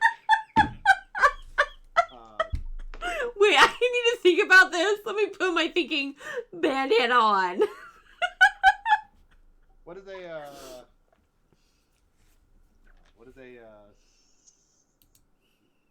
I'm not even used to looking at that number on intelligence. What does a 17 intelligence score tell me on it? Or history or arcana? What does that tell me about what happened? So as you put the headband on, and you immediately are taken back to some of the old stories you heard growing up about the gods and their powers, and you come to realize that you may have been battling one of the gods, and they were trying to sequester magical energy away from the people of the planet. So yeah, that's exactly how I'm going to explain it. And then you get a terrible migraine. Yep. Take it off. It's almost just like I just went into Rain Man mode. I just spit out all this stuff, talked about it, and then I took it off and held my head a little bit. And she inquires a bit more about Gila. You guys kind of just give non-answers, and that's really all I've got. So what I think I would challenge you guys to do is to think about if we resume this campaign, to think about what your character might do over the next 12 to 18 months. Yeah. Yeah. With the knowledge that the stuff that's going on with the magic, and then like the Empire being in league with this person, and your own personal motivations and stuff. But I think kind of leaving it open-ended to what you guys pursue is the best way going forward. I know exactly what she would do. And also level up. Ah, my God! You can't defeat a god and then not level up. Tom, holy shit. I can say, Tom, easily, this was the best D&D experience I've ever had. Oh, that's very nice. I appreciate that. Like, out of my years of casual playing, this was it. You elicited an emotional response out of me. Trying to, KIT, keep it together. This was amazing. It was really good, Tom. Yeah. Thanks. Amazing. I don't know how I'm going to, I'm not gonna sit here and say it's the best one because, I we're gonna have to point that way. I am technically over here. This is fine. No, are you kidding? No. It's okay. This was really phenomenal. Question. When Judd makes his way back, is the pirate ship still there? Everything is where you left it. Ooh, what was my dwarf friend in the Resistance? Oh, what was his name? Oh, I liked him. I think I had his name somewhere. Yeah, give me that guy's name. I need his name. Like Bodrick or Audric or something like that. I need you to make a call on it. Oh no. Well, I don't know where my... Hold on. Let's go with... Okay. Hold on.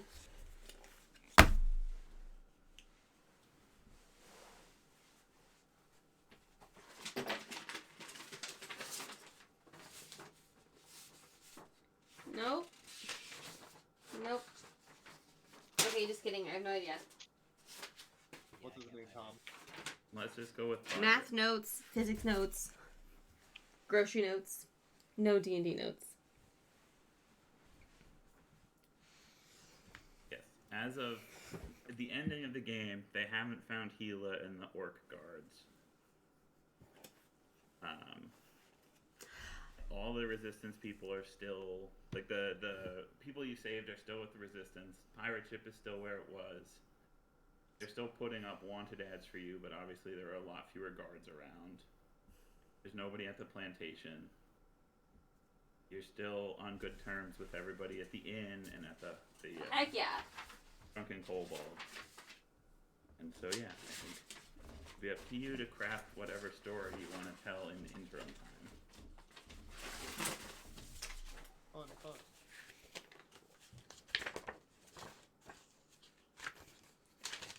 I love how I still get the story of Curtis's friend that we haven't dug into yet. Yeah, there's still a lot of story. There's a lot of story.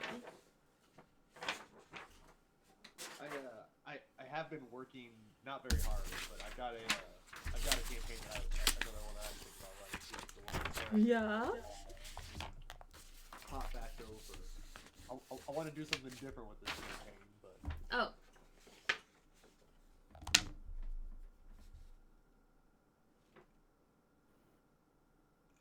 Yeah, I'm missing a page of notes. I love how I do that. That's fine. if I start one, I want to start everybody at level 0. You're gonna level us up fast though, right?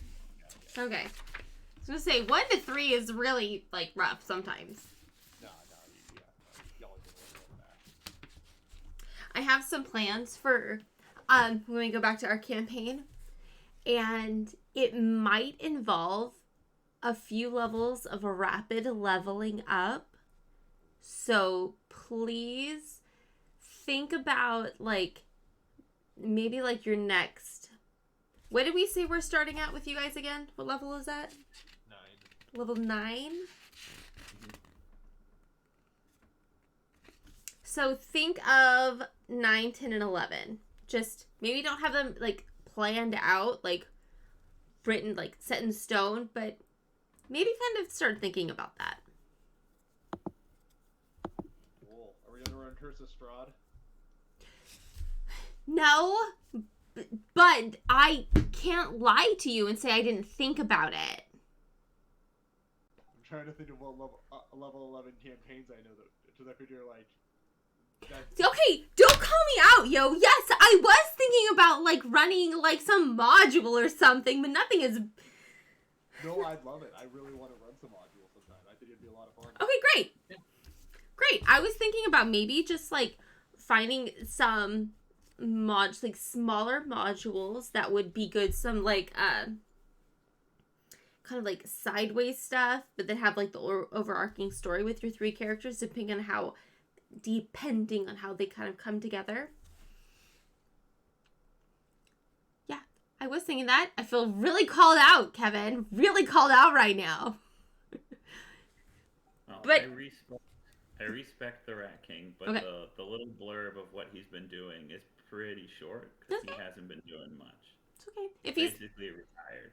Yeah, living the quiet life. Not a lot happens in the quiet life. That's okay. Do you want to talk about it, or do we want to just save it for next time? Up to everybody. So, since we're on the topic of that, I will be out of town the next 2 Thursdays. Yeah. So, if you guys want to do something, totally cool. Like, I can help however I can. But I will be out of town the next 2 Thursdays. I leave town Thursday, come back to town the following Thursday.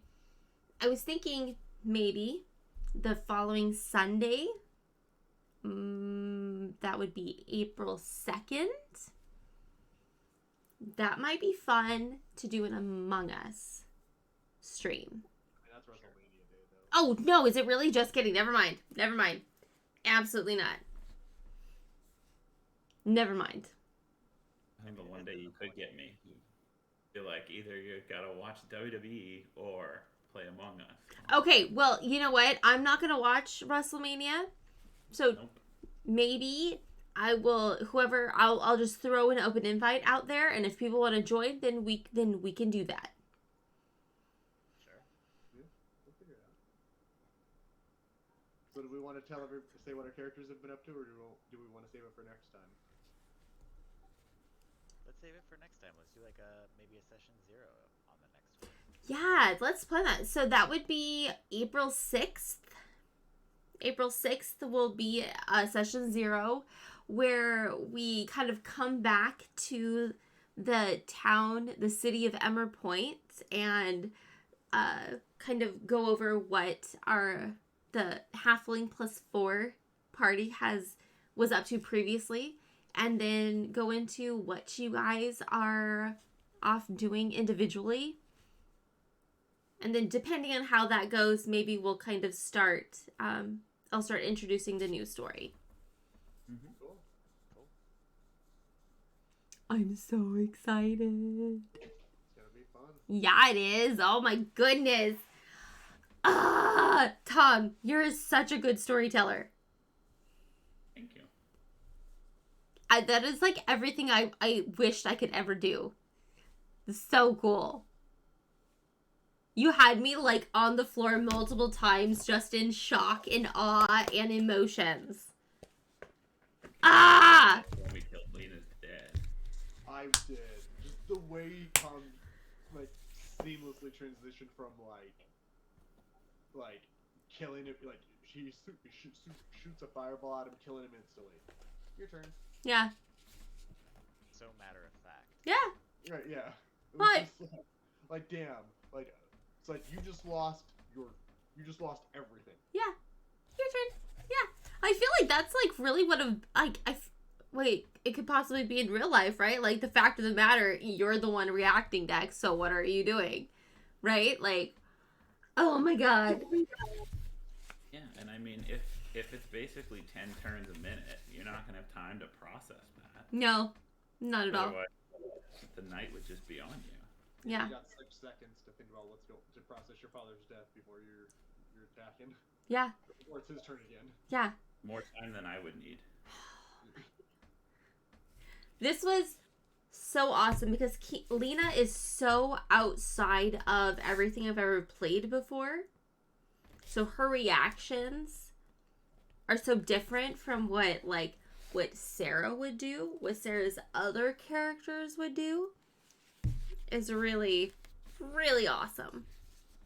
Really cool. It was a fun emotional experience, a fun ride. Oh my god. Yeah, I enjoyed myself, but I would be lying if I didn't say I was looking forward to taking it easy for a Well, cool. We'll let Sarah do it for a few weeks or so, and then I'll I kind of want to I've been thinking about doing a virtual tabletop too, and just getting into where we could actually set up and see something too when we play. Yeah, I've been thinking on this layout that I bought came with a couple different. This overlay I bought came with a couple different layouts.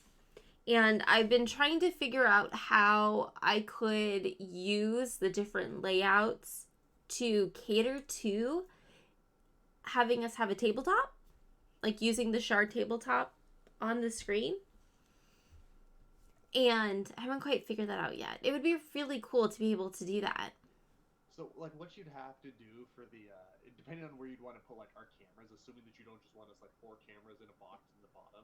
Right. You'd have to do 4 individual, video inputs. Yeah.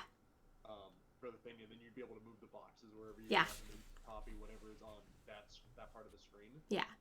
So you could run, Discord on, one screen or half of the screen. Yeah. And then OBS on the other screen, and then you could have the different video inputs and put them in, the corners or whatever, and then have, the main thing in the middle. Yeah. Yeah. So this layout, one of the layouts that I can think of has on the, where it says the chat menu and it's got the player options, it's one big box, is one of the options. So we could maybe put you guys over there and then have the big screen as the tabletop and just plant me in the middle someplace, kind of on the bottom here. And then I'll just make sure to keep the tabletop, everything visible for everyone. And then chat can just exist somewhere, maybe the upper left or whatever of the screen.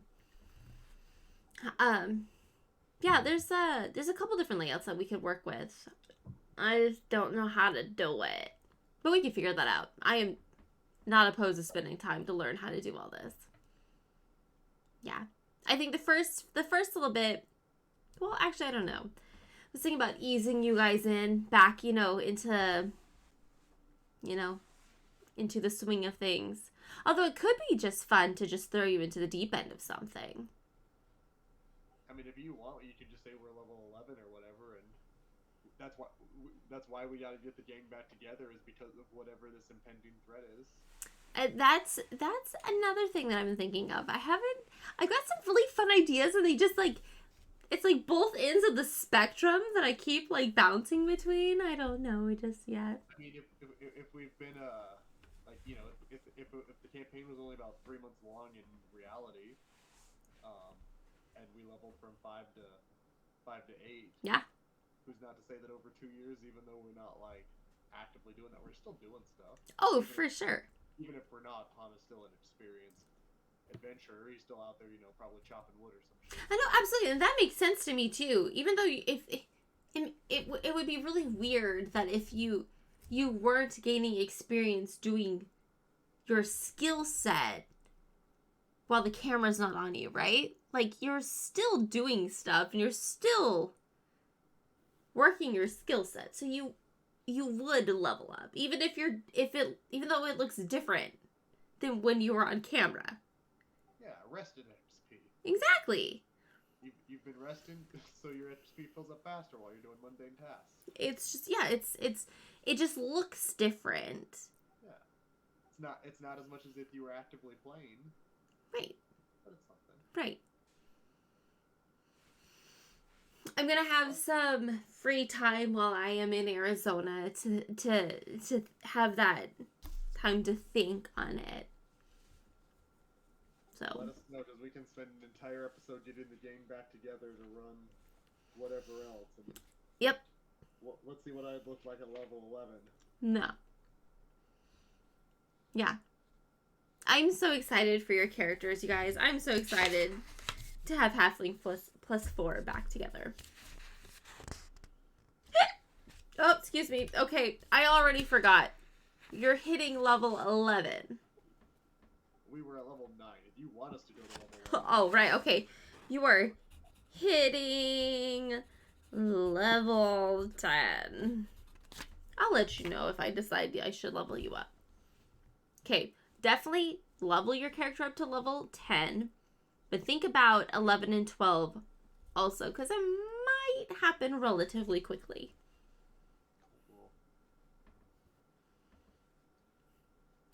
Oh.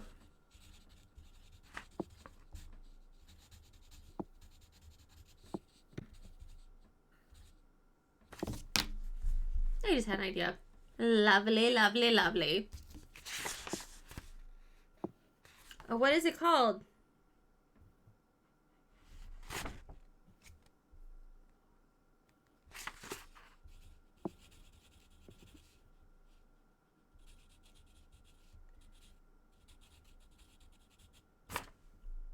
It doesn't matter.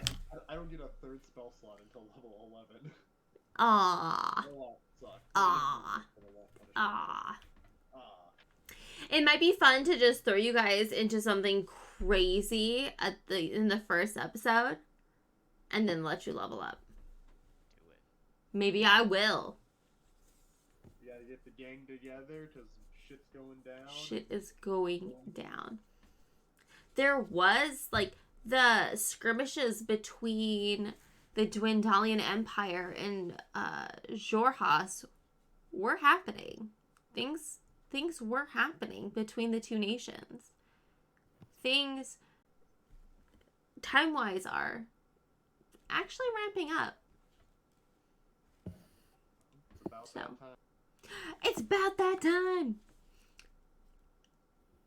Ooh, I think we should also, before we do that though, like while we've been saying what our characters have been up to for the last 2 years, then we can do like an intro scene for like what our character is up to, like when like the story begins and like the cameras fade back to our character, like what they're doing in that exact moment. But I've got an idea. I love it when you talk because it gives me great ideas.